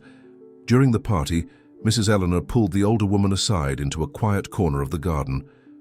"I want to thank you, Rose," the elderly woman said, holding her hands, "for allowing my son to redeem himself, for giving him the chance to know these wonderful boys." Grandma Rose watched the twins playing in the pool, their faces lit up with the carefree joy only children can fully express. "I didn't do it for him," she answered honestly. "I did it for them because they deserve to know their roots, their complete story." "I know," Mrs. Eleanor nodded understandingly. "But still, thank you. You could have shut that door forever, and you'd have every right to." She paused. "Sarah would be proud of the job you've done raising them." Hearing her daughter's name, Grandma Rose felt tears forming. Even after all these years, the pain of loss never fully faded. "Sometimes I wonder what she'd think of all this," she confessed, "if she'd approve of my decisions." "She would," Mrs. Eleanor said with surprising conviction. "At the hospital, when I met her, I could see what kind of person she was. Kind, compassionate, without bitterness, even though she had every right to feel it." Grandma Rose looked at the older woman curiously. "Did you talk much in those days?" "Enough for me to deeply regret how we treated her," Mrs. Eleanor replied with remorse. "She told me about the twins, showed me pictures, and even, knowing who I was, she never said a single negative word about Michael. Only that she hoped one day he'd find the peace she had found by accepting life as it was." The words struck Grandma Rose deeply. They sounded exactly like something Sarah would say. Her daughter had always possessed wisdom beyond her years, a capacity to forgive that even her own mother sometimes didn't understand. "Thank you for telling me that," she said finally. "It's good to know she found some peace before..." Before she could finish the painful sentence, they were interrupted by excited shouts from the pool. The twins were calling for their grandmother, wanting to show her a synchronized dive they'd perfected. "Go!" Mrs. Eleanor encouraged with an understanding smile. "Cherish every moment with them. Time passes too quickly." As Grandma Rose walked away, the older woman called out again, "Rose, I was thinking, would it be too intrusive if I asked to see some pictures of Sarah? The ones you've kept. I'd love to know a little more about her, about the woman she became." The request, made with such humility and sincerity, touched Grandma Rose in a way she hadn't expected. "I have an entire album," she replied, after a moment's thought. Maybe we could look through it together one of these days." The grateful smile on Mrs. Eleanor's face was enough to confirm it was the right decision. The party continued joyfully until dusk. When it was time for the birthday song, Michael gathered everyone around the table where 2 identical cakes waited, one for each twin. "Before we sing," he announced, visibly nervous, "I'd like to say a few words." The guests fell, silent, attentive. The twins exchanged curious glances. "Tyler, Ryan," Michael began, his voice thick with emotion, "this is the first birthday of yours I've had the privilege to celebrate, and though nothing can make up for the 12 I missed..." He paused to collect himself. "I want you to know that every day with you has been a gift I don't deserve, but one I'm deeply grateful for." The boys watched their father intently, their faces reflecting a complex mix of emotions. "I know our journey together is just beginning, that we still have so much to learn about each other, but today, in front of everyone, I want to make a promise. I'll be here for whatever you need for as long as I'm given in this life." He pulled 2 small boxes from his pocket and held them out to the twins. "These are gifts I chose especially for each of you. They're not just objects, but symbols of the commitment I'm making to you." With slightly trembling hands, the boys opened the boxes. Inside each was an elegant yet understated watch with personalized inscriptions on the back. For Tyler, "Time binds us, art elevates us." For Ryan, "Time binds us, knowledge sets us free." "They're beautiful," Tyler murmured, admiring the gift. "And identical yet different, just like you," Michael explained. "To remind you that while you share so much, each of you has your own path, your own dreams, which deserve to be honored and celebrated individually." It was Ryan who took the first step, embracing his father with an intensity that surprised everyone. Tyler followed seconds later, and soon the 3 were wrapped in a hug that said more than words ever could. Grandma Rose watched the scene with tears in her eyes, her heart torn between the joy of seeing her grandsons connecting with their father and the pain of Sarah's absence. She would never witness this moment of reconciliation. Feeling a gentle hand on her shoulder, she turned to meet Mrs. Eleanor's understanding gaze. "She's watching," the older woman whispered, as if reading her thoughts. "Somehow she's here, celebrating with them." Surprisingly, the words brought comfort, not because of any spiritual belief, but simply because Sarah lived on in their memories, in the stories they told, in the love they shared. After the party, when all the guests had left and the twins were engrossed in their new gifts, Michael approached Grandma Rose, who was helping tidy the kitchen. "I'd like to talk about something important," he said quietly, so the boys wouldn't hear. She nodded, following him to the study. There, Michael closed the door and gestured for her to take a seat. "What is it?" she asked, noticing his serious expression. Michael took a deep breath before answering. "I've been thinking a lot about the boys' future, about how I can ensure they have every opportunity they deserve." "They're fine, Michael," Grandma Rose assured him. "The college fund is growing, and with your support..." "It's not just about money," he gently interrupted. "It's about family, about belonging."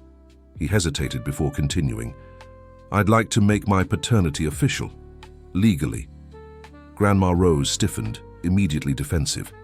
"What do you mean by that?" "I want to formally recognize Tyler and Ryan as my sons," Michael explained. Give them my last name if they wish. Ensure they have all the legal rights they're entitled to. She fell silent for a moment, processing the request. What about custody? She finally asked, her voice tense. Michael shook his head quickly. I don't intend to change anything there. You're their legal guardian and that's how it should stay. They have a stable life with you, a routine. I'd never dream of disrupting that. Grandma Rose's shoulders visibly relaxed at the clarification. So it's just the legal recognition? Yes, he confirmed. So there's no doubt about their rights, their future inheritance, about everything. She considered the proposal for a long moment. It was a significant step, one that would formalize a reality already taking shape naturally, but it also meant relinquishing some of the control she'd always held over her grandsons' lives, legally acknowledging Michael as a permanent figure in them. What do the boys think about this? She finally asked. I haven't spoken to them yet, Michael admitted. I wanted your approval first. Grandma Rose nodded, appreciating the respect he'd shown. If they agree, I won't oppose it, she decided. But the final choice should be theirs, especially about the last name. Of course, agreed Michael, relieved. Can we talk to them together? She nodded, and they returned to the living room where they found the twins comparing their new watches. Boys, called Grandma Rose, your father has something to talk to you about. It was the first time she had referred to Michael as the boy's father, and the impact of this didn't go unnoticed by anyone present. The twins looked up, curious, while Michael, momentarily speechless from surprise, needed a few seconds to collect himself. It's something important, he began finally. Something that involves your future. Carefully and honestly, he explained his intention to legally recognize them as his sons, detailing what this would mean in practice, and emphasizing that it wouldn't change their current routine or Grandma Rose's role in their lives. You'd have the option to take my last name if you want, he concluded, but that's completely up to you. The twins listened attentively, asking occasional questions to clarify specific points. When Michael finished, they exchanged one of their meaningful glances before Tyler spoke. Can we think about it for a bit? Of course, Michael replied, understanding. Take all the time you need. But we like the idea, Ryan added to everyone's surprise. We just need to process it. The relief on Michael's face was visible. He had feared rejection, resistance, but once again the boys surprised him with their maturity and openness.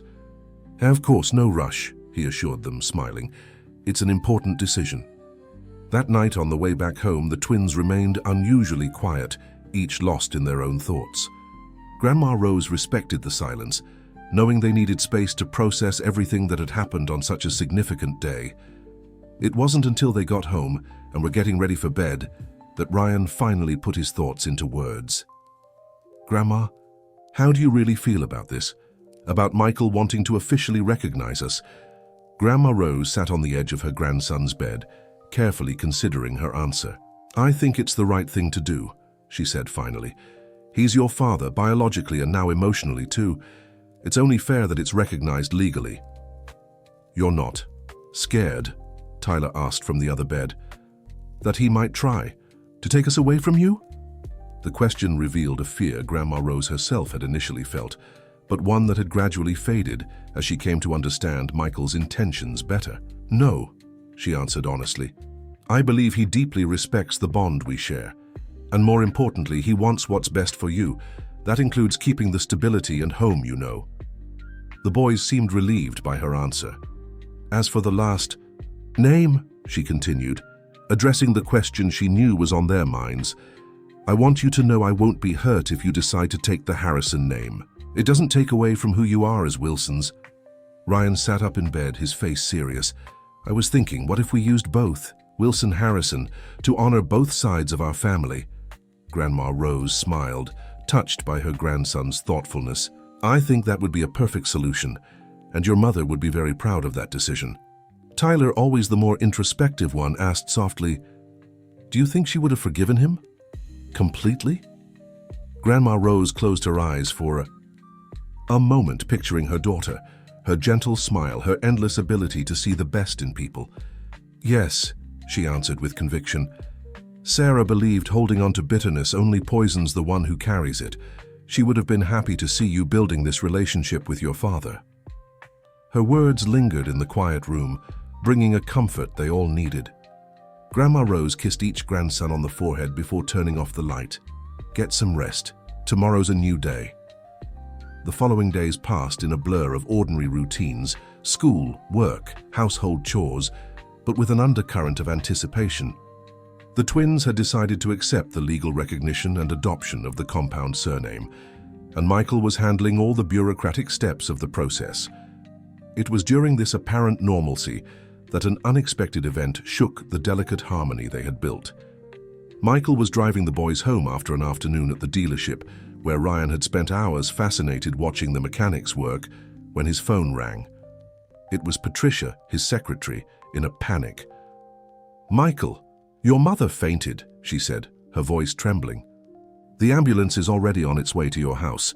Michael's blood seemed to freeze in his veins. "I'm heading there now," he replied, hanging up quickly. Turning to the twins, he explained the situation. "I need to go see my mother. I'll drop you off at home first and—" "No," Tyler interrupted, surprising everyone with his intensity. "Go straight there. Grandma will understand."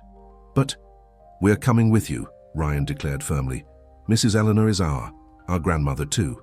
The statement, made so naturally, moved Michael deeply. It was the first time the boys had acknowledged that family bond. "Are you sure?" he asked, already changing the car's direction. "Absolutely," they answered in unison. On the way, Michael called Grandma Rose, quickly explaining the situation. To his relief, she understood immediately. "Do whatever you need to," she said. "Do you want me to come too?" The offer, so genuine in its concern, touched him. "Thank you, but no need to trouble yourself. I'll let you know as soon as I hear anything. Please do, and tell the boys not to worry about the time. Stay as long as you need." When they arrived at the mansion, the ambulance was already there. Paramedics were attending to Mrs. Eleanor in the living room, while Patricia watched anxiously. "What happened?" Michael asked, rushing over. "She was having tea with me when she suddenly turned pale and fainted," the secretary explained. "I caught her before she fell from the chair." The paramedics were checking the elderly woman's vitals. She had regained consciousness but seemed disoriented. "We need to take her to the hospital for tests," one of them said. "Her blood pressure is very low, and her heart rhythm is irregular." Michael nodded, a lump forming in his throat. He took his mother's hand. "I'm coming with you, don't worry." Mrs. Eleanor smiled weakly. "Don't be silly, son, it's nothing serious, just a little spell." Her gaze shifted past him, noticing the twins standing at a distance. "Tyler? Ryan? You came?" The boys stepped forward timidly. "We did, Mrs. Eleanor," Tyler replied. "We were with our dad when he got the news." The elderly woman smiled, her face brightening despite her pallor. "So good to hear you call him that," she murmured, before the paramedics transferred her to the stretcher. As the ambulance pulled away, Michael turned to the twins, clearly torn. "Boys, I need to go with her. I can ask Patricia to take you home, or—" "We want to come too," Ryan interrupted. "If that's okay." Michael looked at his sons with a mix of surprise and gratitude. "Are you sure? It might take a while, and hospitals aren't the most pleasant places." "We're sure," Tyler said. "Family sticks together in tough times. That's what Grandma Rose always taught us." The next few hours passed slowly in the hospital waiting room as Mrs. Eleanor underwent various tests. Michael alternated between periods of silent worry and attempts to distract the boys, who remained surprisingly calm and mature given the situation. It was nearly midnight when the doctor finally appeared with news. "Mr. Harrison," he called, approaching the trio, "your mother is stable now. Preliminary tests indicate the onset of a heart arrhythmia. Nothing extremely serious, but it requires attention and treatment." Michael breathed a sigh of relief. "Will she need to stay hospitalized?" "As a precaution, yes. At least for 2 days for monitoring and medication adjustments."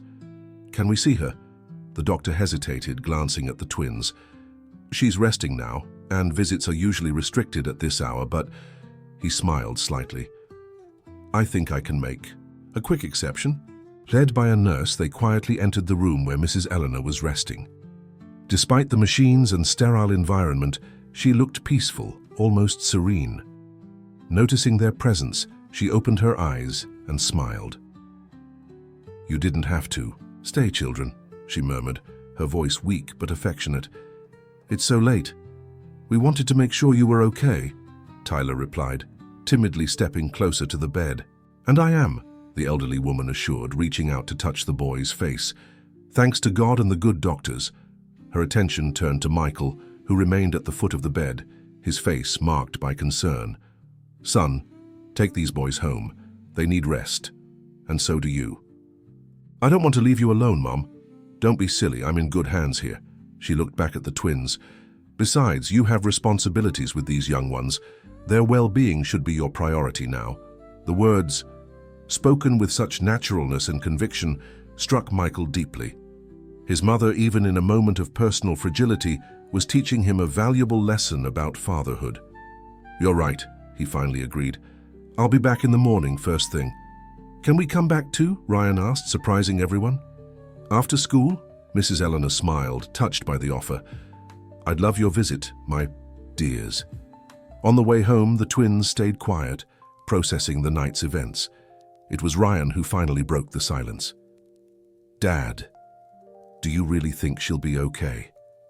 The natural use of the word dad, without hesitation or awkwardness, didn't go unnoticed by Michael. It was the first time Ryan had called him that directly, not just referring to him in the third person. "I believe so," he replied, moved. "My mother has always been very strong, and now she has more reason than ever to take care of herself." "What reasons?" Tyler asked curiously. Michael smiled, briefly glancing at the boys in the rearview mirror. "You two. She waited her whole life to be a grandmother." The boys smiled, warmed by that sense of belonging that until recently had seemed impossible.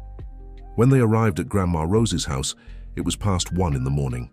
To their surprise, the living room light was still on, and the elderly woman waited for them on the porch, clearly worried. "How is she?"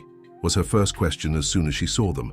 Michael explained the situation, emphasizing that despite the scare, it wasn't serious. "Thank God," Grandma Rose murmured, genuinely relieved. "Would you like to come in for coffee? You look exhausted." The invitation, offered so naturally, showed how much their relationship had evolved over the months.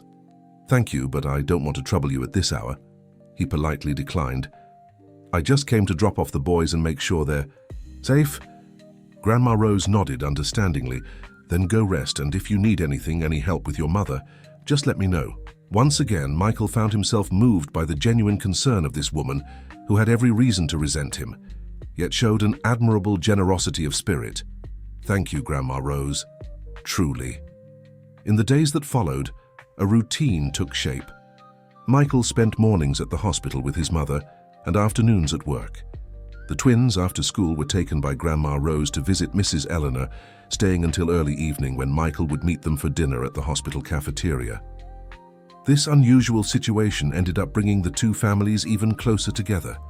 Seeing Grandma Rose and Mrs. Eleanor chatting warmly about the twins, sharing stories and concerns, was a sight Michael never imagined he'd witness. It was during one of these visits, when the boys had gone out with Michael to grab snacks, that Mrs. Eleanor made an unexpected request of Grandma Rose. "When I leave here, I'd like to see that photo album of Sarah you mentioned, if the invitation still stands." Grandma Rose nodded, surprising herself with how easily the answer came. "Of course, you can come by our house any day. I actually have several albums from when she was a baby." "You must have been a wonderful mother," Mrs. Eleanor remarked softly, "to raise such a special daughter." "I did my best," Grandma Rose replied, emotion coloring her voice. "Just as I'm still trying with the boys. And you've done an exceptional job," the older woman assured her, taking her hand. "They're extraordinary children. Polite, smart, kind. That's all thanks to you." "And to Sarah," Grandma Rose added. "She raised them alone for the first 4 years." A thoughtful silence settled between the two women, each reflecting on the circumstances that had brought them together, the shared love for those children who, in some way, represented the continuation of both Sarah and Michael. "You know," Mrs. Eleanor began hesitantly, "I've always deeply regretted how we treated Sarah. My husband was a man of another time, with rigid values and prejudices that shame me now, and I didn't have the courage to stand up to him to defend what was right. Grandma Rose studied the older woman, noticing for the first time the similarities between her and Michael, not just in appearance, but in that same expression of genuine remorse, that same search for redemption. "The past can't be changed," she finally replied, "but the future is still in our hands, and it seems we're on the right path now." Mrs. Eleanor smiled through the tears forming in her eyes. "Thank you for your generosity, Rose, for letting us be part of these boys' lives despite everything. Like I told Michael once, I didn't do it for you, I did it for them," Grandma Rose answered honestly. "But I'm finding that sometimes what's best for them can also be good for all of us." The moment of understanding was interrupted by the cheerful return of the twins, accompanied by Michael, all carrying fast food bags and excitedly talking about a movie they'd planned to watch together over the weekend. Watching the scene, the two grandmothers exchanged knowing glances, united by the same realization that something beautiful and unexpected had risen from the ashes of past mistakes. A family rebuilt, imperfect but genuine in its shared love. After 3 days in the hospital, Mrs. Eleanor was finally discharged. To everyone's surprise, it was Grandma Rose who suggested the older woman spend a few days at her house to make the initial recovery easier. "Your house is big and empty," she reasoned. "Here, there'll always be someone around if you need anything, and the boys will be happy to help." The offer, made so naturally, deeply moved both Michael and his mother. It was a gesture that went beyond mere kindness. It was a tangible symbol of the reconciliation slowly taking root between the families. And so, a bed was prepared in the small sewing room, temporarily adapted to accommodate the new guest. The twins took turns tending to her, bringing water, helping with medication, reading stories to distract her. Michael came every day, often joining them for dinner, becoming an increasingly natural presence in a home that had once seemed like forbidden territory. It was during one of these evenings, after the boys had gone to sleep and the 3 adults sat talking quietly in the living room, that Michael finally brought up a matter he'd been putting off. "The paternity acknowledgement papers are ready," he announced, trying to sound casual, but clearly nervous. "If you still agree, we can finalize the process next week." Grandma Rose nodded serenely. "The boys have already decided about the last name," she said. "They'd like to add Harrison while keeping Wilson. Tyler and Ryan Wilson. Harrison." Michael smiled, moved. "It's perfect," he murmured. "It honors both sides of the family." Dear listener, if you're enjoying the story, don't forget to like and especially subscribe to the channel. It helps us a lot as we're just starting out. Now continuing, Mrs. Eleanor, who had been listening silently, couldn't hold back her tears. "I never thought I'd live to see this day," she confessed, her voice breaking. "My grandchildren, officially recognized, a family united again." "We're still building this, Mom," Michael gently reminded her. "One day at a time." "But we're on the right path," Grandma Rose added, surprising everyone with her optimism. The next morning, while helping Mrs. Eleanor with breakfast, the older woman made an unexpected suggestion. "I was thinking, when we gather to sign the papers, maybe we could have a small celebration. A special lunch, perhaps, to mark the occasion." The elderly woman looked at her in surprise. "You're truly at peace with this, aren't you?" With Michael acknowledging the boys, Grandma Rose considered the question before answering. "I'm at peace with the fact that the boys deserve to know and be recognized by their father, and I'm starting to believe Michael has truly changed, that his remorse is genuine." She paused. "Sarah always said forgiveness frees not just the forgiven, but especially the one who forgives. I think I'm finally understanding what she meant." Mrs. Eleanor smiled, touched. "Your daughter was a very wise woman." "She was," Grandma Rose agreed, a nostalgic smile softening her usually stern face. "And she would have been happy to see her children knowing their father, getting the chance to build that relationship." The week passed quickly, with preparations for the small celebration taking up much of Grandma Rose's free time. The twins, excited at the prospect of having their bond with their father officially recognized, enthusiastically helped with the arrangements. Finally, the big day arrived. The formal signing ceremony took place at a courthouse downtown. Simple procedure, but one filled with meaning.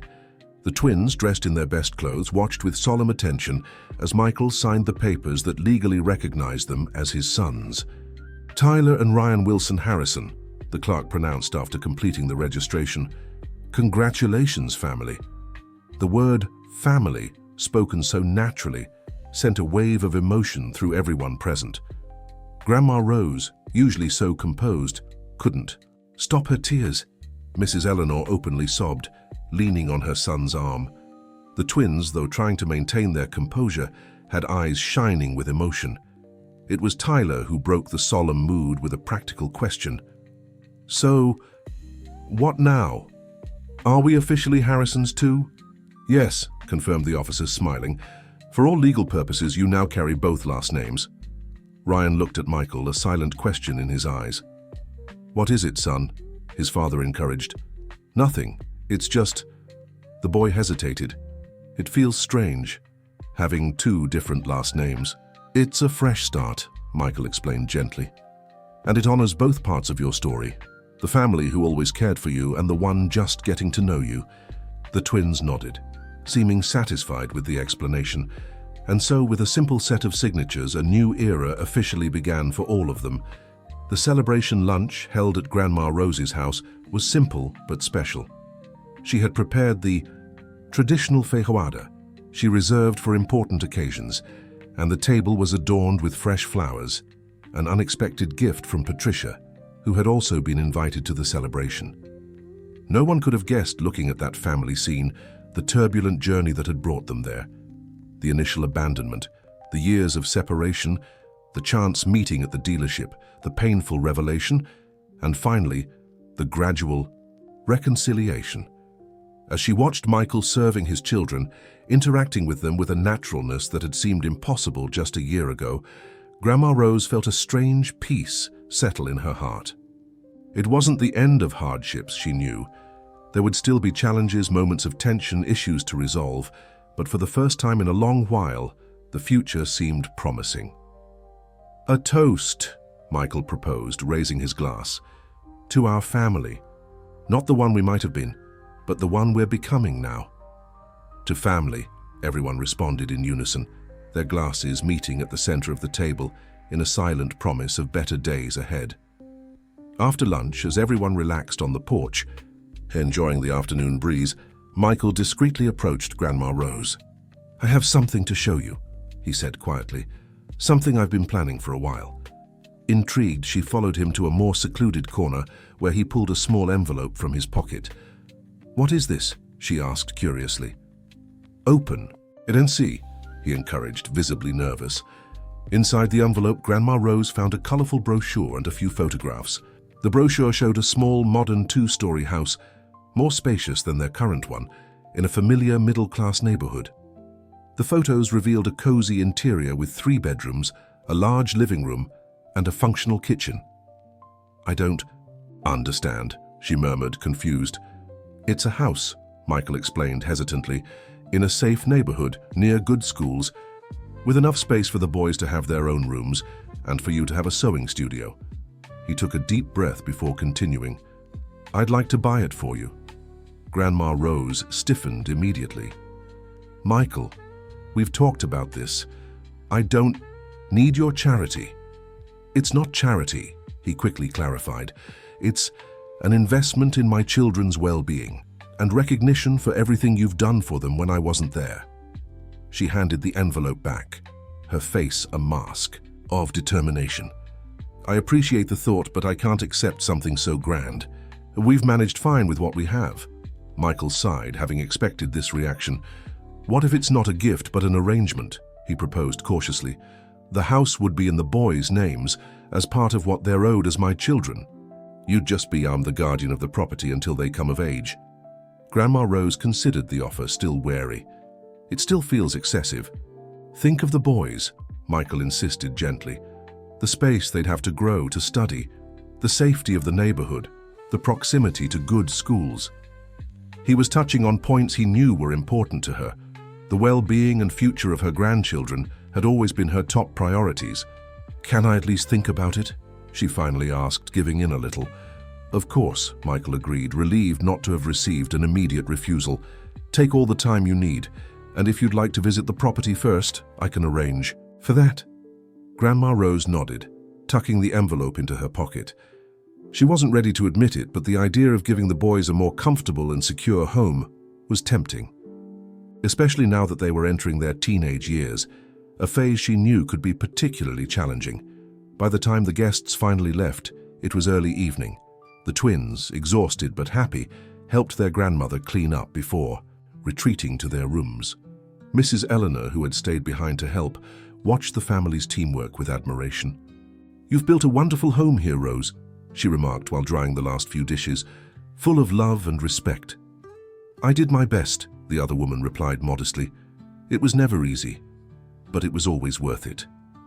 "Michael told me about the house," Mrs. Eleanor revealed after a moment of hesitation.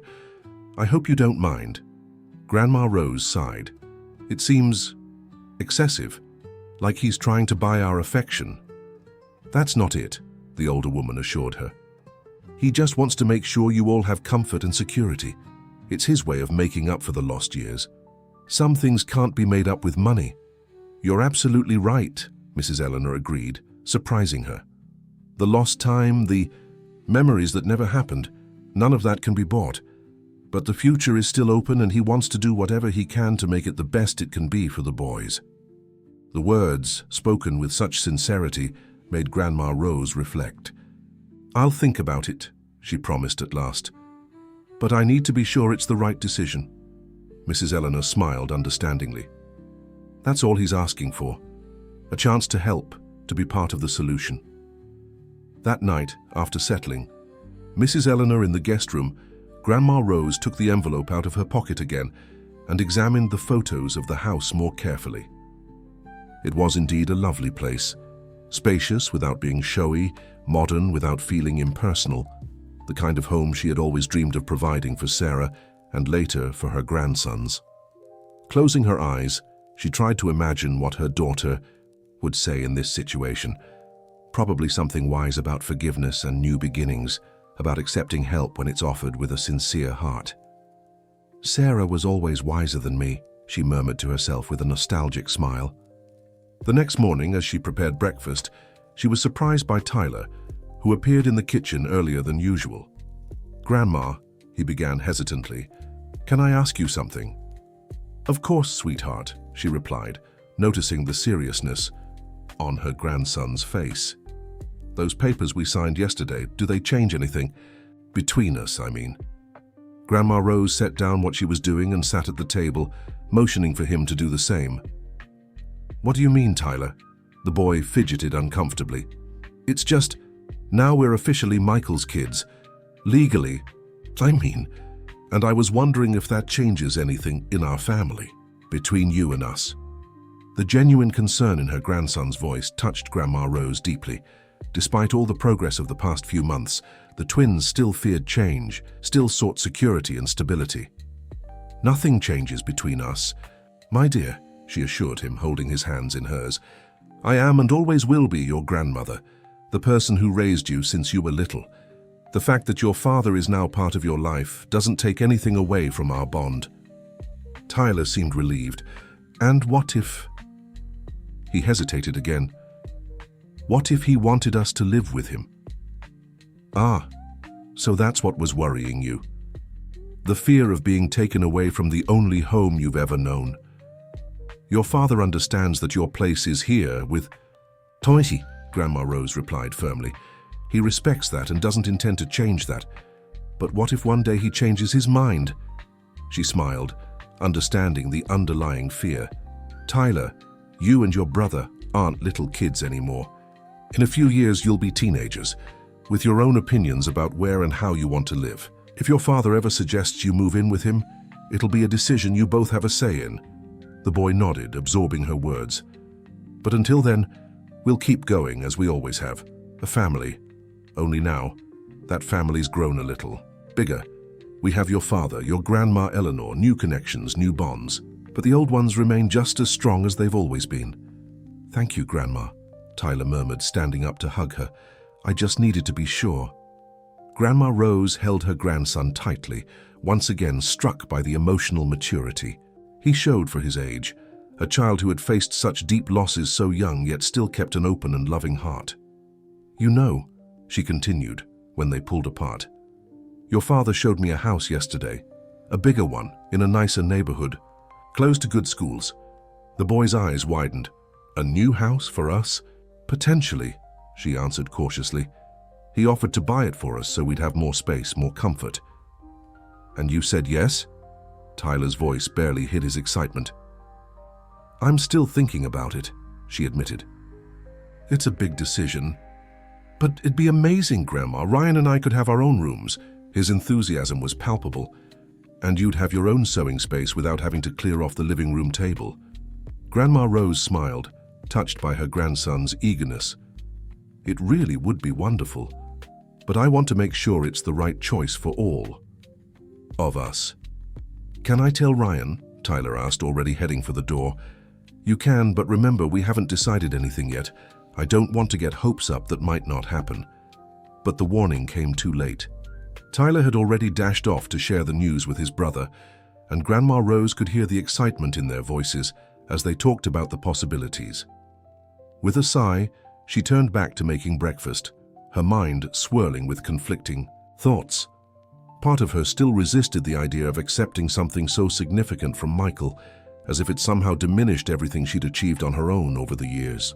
But another part, a growing part, recognized that the offer was genuine, driven not by guilt or obligation, but by a sincere desire to give his children the best. And wasn't that exactly what she wanted too? The best for Tyler and Ryan? When Mrs. Eleanor walked into the kitchen, she looked cheerful, almost refreshed. "Good morning, Rose," she greeted warmly. "The smell of your coffee is wonderful." "Good morning, Eleanor. You seem to be feeling better today." "Much better," the older woman confirmed, sitting at the table. "I think I just needed rest and good company." The two exchanged knowing smiles. "The boys are lively this morning," Mrs. Eleanor remarked, hearing the excited voices from their room. "Tyler told Ryan about the house," Grandma Rose explained, pouring coffee for them both. "Now they're planning how they decorate their own rooms." The older woman smiled understandingly. "And you? Have you made a decision yet?" Grandma Rose sighed. "I'm leaning toward accepting," and she finally admitted, "for their sake, but I have my conditions."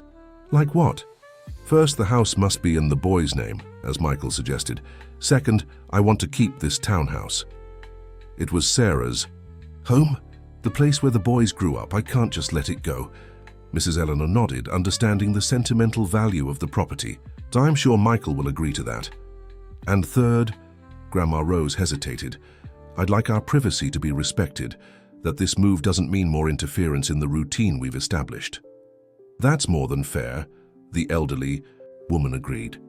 "You're a well-established family with your own traditions and habits. Michael needs to find his place in that dynamic, not try to rewrite it." Surprised by the understanding shown, Grandma Rose felt more confident in her decision.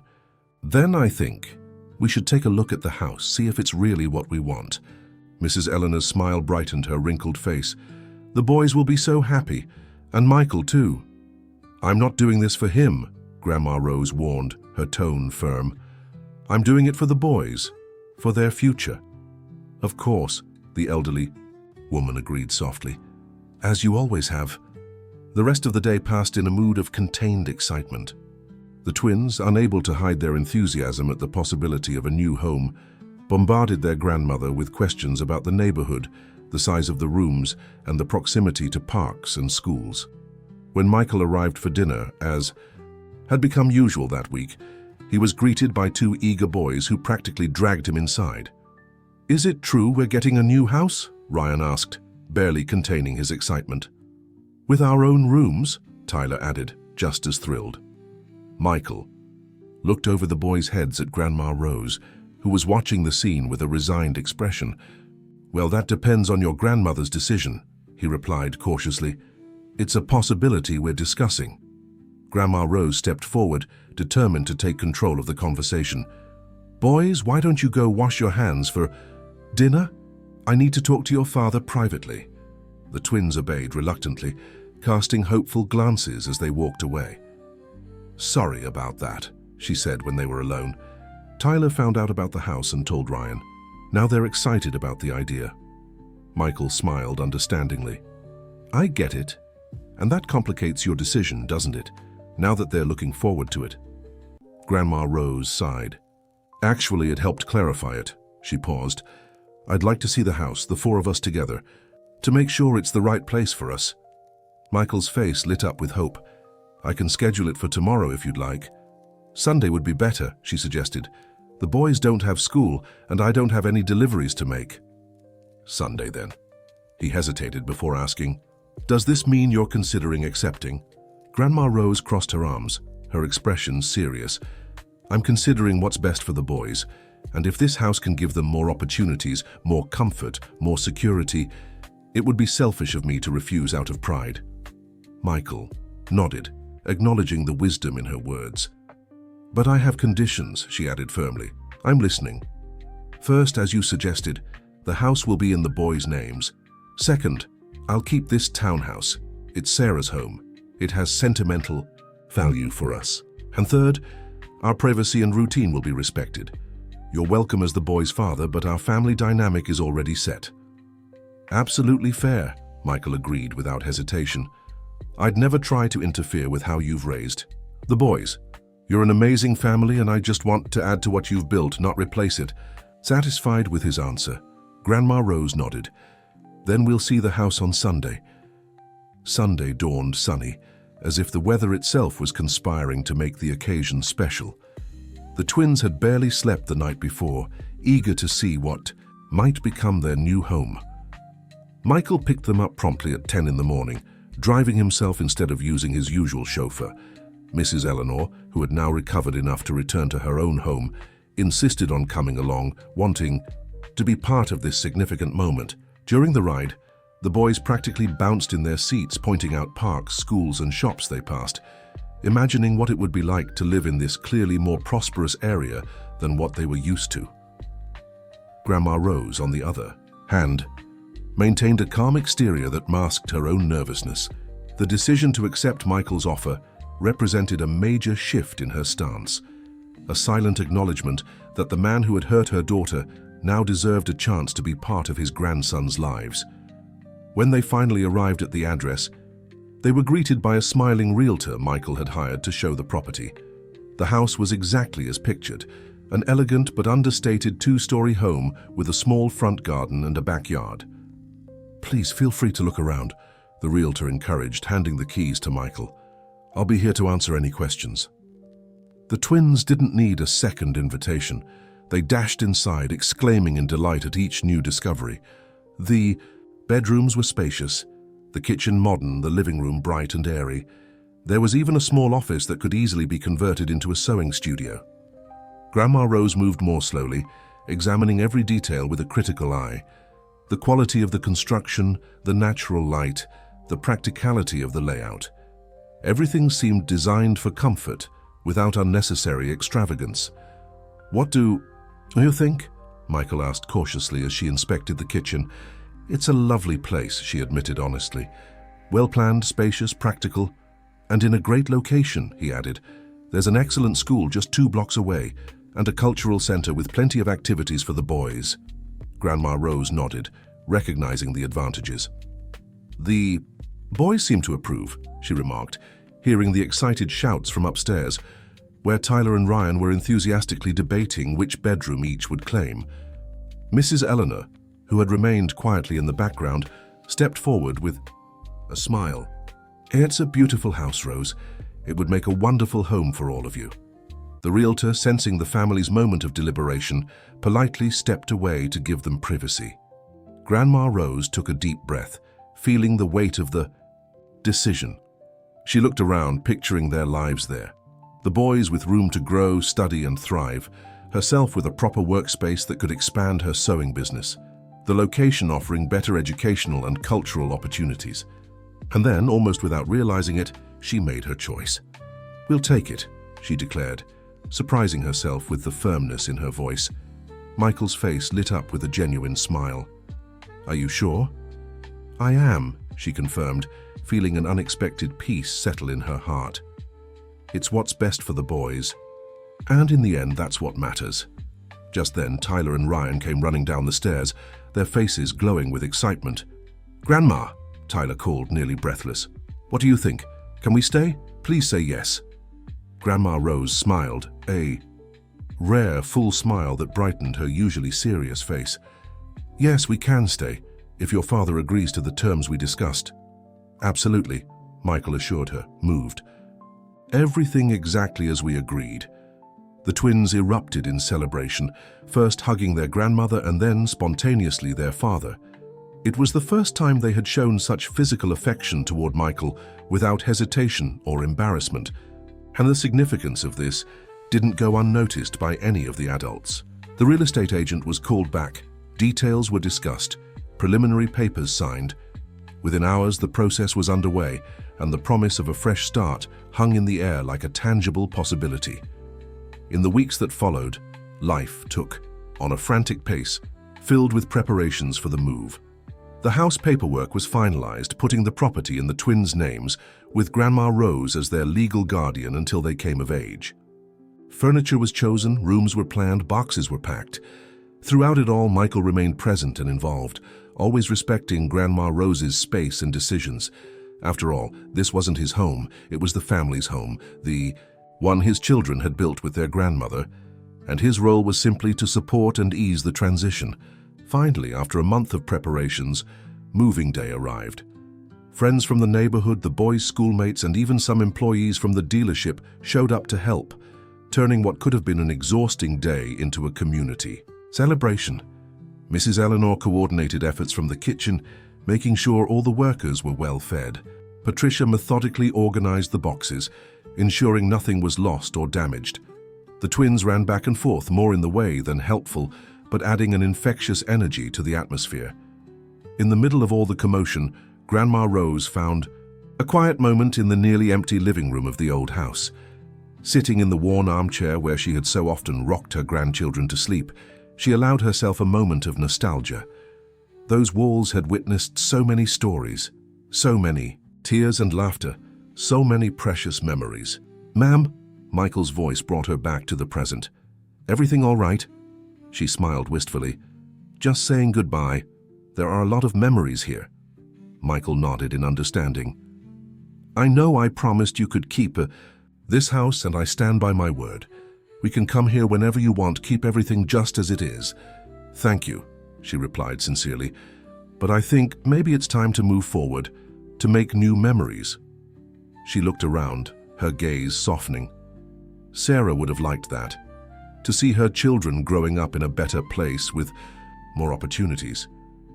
"You really knew her well," Michael remarked, sitting on the arm of the chair. "Better than I ever did." "She was my daughter," Grandma Rose said simply. "I knew every expression on her face, every tone in her voice." She paused. "And I know that if she were here, she'd tell us not to cling to the past, but to build the best future we can for her boys." Michael nodded, moved. "That's what I've been trying to do, even if it's too late." "It's never too late to do the right thing," Grandma Rose replied, surprising him with the kindness in her voice. "That's something Sarah always said, and I'm starting to believe she was right." Just then, Tyler and Ryan burst into the room, interrupting the moment. "Grandma, Dad!" Ryan called excitedly. "The moving truck is ready. Can we go?" "Yes," Grandma Rose answered, standing with renewed determination. "Let's go." To our new home. The journey to their new house became an impromptu convoy, the moving truck leading the way, followed by Michael's car carrying Grandma Rose and the twins, and several other vehicles with friends and family who insisted on being part of this meaningful moment. When they arrived, they were met with an unexpected surprise.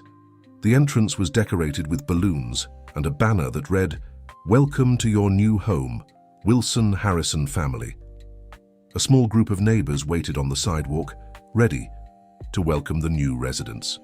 "What's all this?" asked Grandma Rose, surprised. "A little surprise," explained Michael, smiling timidly. "I thought the occasion deserved a celebration." The twins, delighted by the reception, jumped out of the car and ran to greet their new neighbors. Grandma Rose followed more slowly, a mix of conflicting emotions in her heart.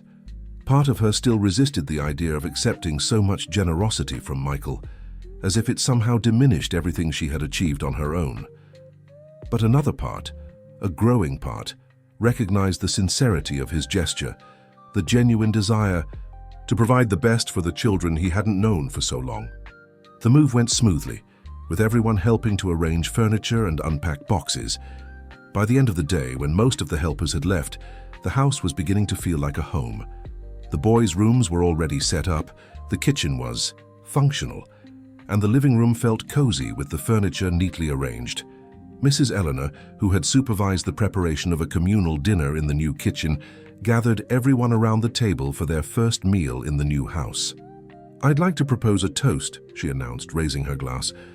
"To the Wilson Harrison family, may this home be blessed with love, understanding, and wonderful new memories." "To the family," everyone responded in unison, their glasses meeting. At the center of the table, in a silent promise of better days to come. Later, when the twins had already gone to bed, exhausted but happy in their new rooms, Grandma Rose found Michael on the back porch, gazing at the starry sky. "The boys are asleep," she said, joining him. "I think the excitement of the day finally caught up with them." Michael smiled. "They were amazing today. Helped with everything, organized their spaces." He shook his head in admiration. "They're extraordinary kids, Grandma Rose. You've done an incredible job." "Thank you," she replied, accepting the compliment with quiet dignity. "I always tried to do my best for them." A comfortable silence settled between them, each lost in their own thoughts about the journey that had brought them here. "You know," Michael began at last, "when I first saw them at the dealership, I had no idea how my life would change. It was like I was stuck in an empty existence, not even realizing what I was missing." Grandma Rose studied him carefully, noticing the lines of fatigue on his face, but also a peace that hadn't been there before. "And now?" she asked softly. "Now, for the first time in a long time, I feel like I'm exactly where I'm supposed to be," he answered honestly. "Even if the road here was winding." She nodded, understanding the sentiment. "Life rarely goes the way we plan," she mused. "Sarah used to say it's the unexpected detours that often lead us to the most important destinations." "She was always wise beyond her years," Michael remarked, a nostalgic smile on his lips. "Even when we were so young." "Yes, she was," Grandma Rose agreed, allowing herself to share the memory without the weight of bitterness that had once accompanied it.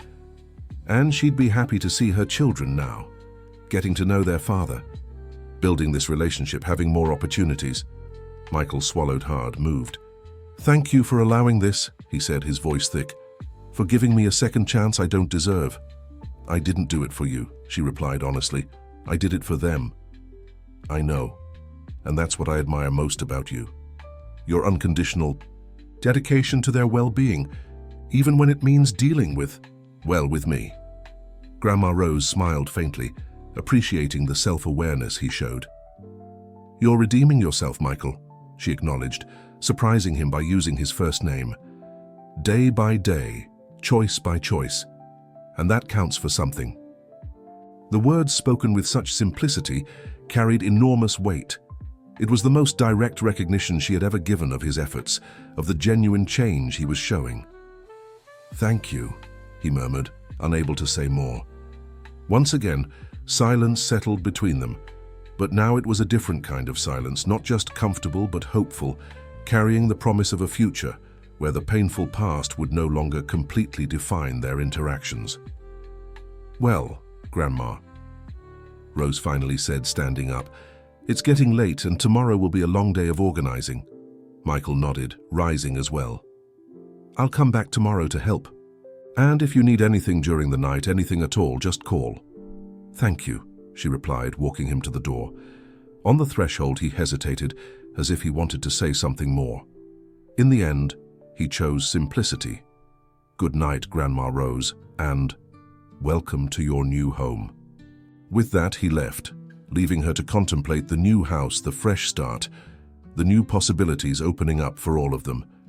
In the weeks that followed, a routine began to take shape in the new residence. The twins adapted quickly, delighted with their own bedrooms and the proximity to a better school. Grandma Rose, though initially more cautious, soon discovered the advantages of her new studio, spacious and well lit, allowing her to take on more orders and work in greater comfort. Michael kept his promise to respect the family dynamic, visiting regularly, but always announcing in advance, never imposing himself. On Sundays, a family lunch became tradition, sometimes at Grandma Rose's house, sometimes at Michael's mansion, where Mrs. Eleanor welcomed them with enthusiasm. It was during one of these Sunday lunches, about 2 months after the move, that Tyler made an unexpected announcement. "Dad, Grandma," he began nervously, "Ryan and I were thinking we'd like to spend some weekends at your house. If that's okay, of course." Both Michael and Grandma Rose were visibly surprised by the request. It was the first time the boys had expressed a desire to spend extended time with their father. "That would be wonderful," Michael replied, trying to contain the emotion in his voice. "Whenever you want. My home is yours too." Grandma Rose, though momentarily tense, soon relaxed when she saw the genuine happiness on her grandsons' faces. "If that's what you want, I don't see a problem," she agreed with a generosity that surprised everyone, including herself. The twins exchanged victorious glances. "Can we start this weekend?" Ryan asked excitedly. And so a new chapter began. The twins spent 2 weekends a month at their father's house, gradually building memories and strengthening the bonds that time and circumstances had denied them for so many years. It was a routine that worked for everyone. The boys had the stability of their grandmother's home during the week, while exploring this new relationship with their father on alternate weekends. Michael got the chance to truly know his sons, discovering their personalities, preferences, and dreams. And Grandma Rose, though she would never admit it, appreciated the occasional moments of solitude when she could relax and reflect on the incredible journey she had taken. 6 months after the move, when the first signs of spring began to appear, Michael proposed something special. "I was thinking," he began during one of their Sunday lunches, "what if we took a trip to the coast? It would be the first time the boys see the ocean." The twins' eyes widened with excitement. "Yes," Ryan exclaimed immediately. "Can we go, please, Grandma?" Grandma Rose hesitated. A trip would mean a longer time apart, a more intimate and formative experience. Part of her still resisted the idea of sharing such meaningful moments. "Please," insisted Tyler, joining his brother. "We've never seen the ocean." Seeing Grandma Rose's hesitation, Michael added softly, "You're invited too, of course. I rented a beach house with enough rooms for everyone. It would be a family trip. Family." The word, spoken so naturally, struck a tender spot in Grandma Rose. They really had become that, a family. Unconventional, certainly, built on pain and reconciliation, but a family nonetheless. "How long would this trip be?" she finally asked. "A week during the boys' summer break in July," Michael replied. "I already checked their school calendar." The twins watched anxiously, barely containing their excitement. It was clear how much they wanted this experience. Grandma Rose sighed, surrendering to the inevitable. "If it's for their sake," she agreed at last, "but I need to check my July orders." The boys' shouts of joy were deafening. They hugged their grandmother, then their father, overflowing with gratitude and excitement. Watching the scene, Grandma Rose felt a strange peace settle in her heart. This wasn't how she had imagined her grandsons' lives, but maybe, just maybe, it was even better than she could have planned. They now had not just one but 2 homes full of love, not just a devoted grandmother, but also a father who, despite past mistakes, was determined to be present from now on.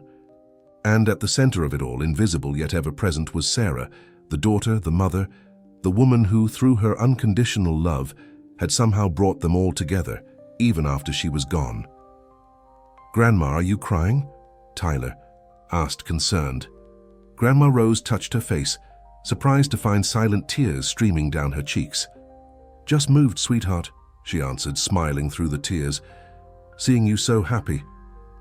Michael, watching the scene with his own lump in his throat, understood in that moment the depth of the gift he'd been given, not just the chance to know his sons, but also to be part of this extraordinary family Grandma Rose had built with such dedication and love. "Thank you," he murmured, as the boys excitedly resumed discussing their trip plans. for everything.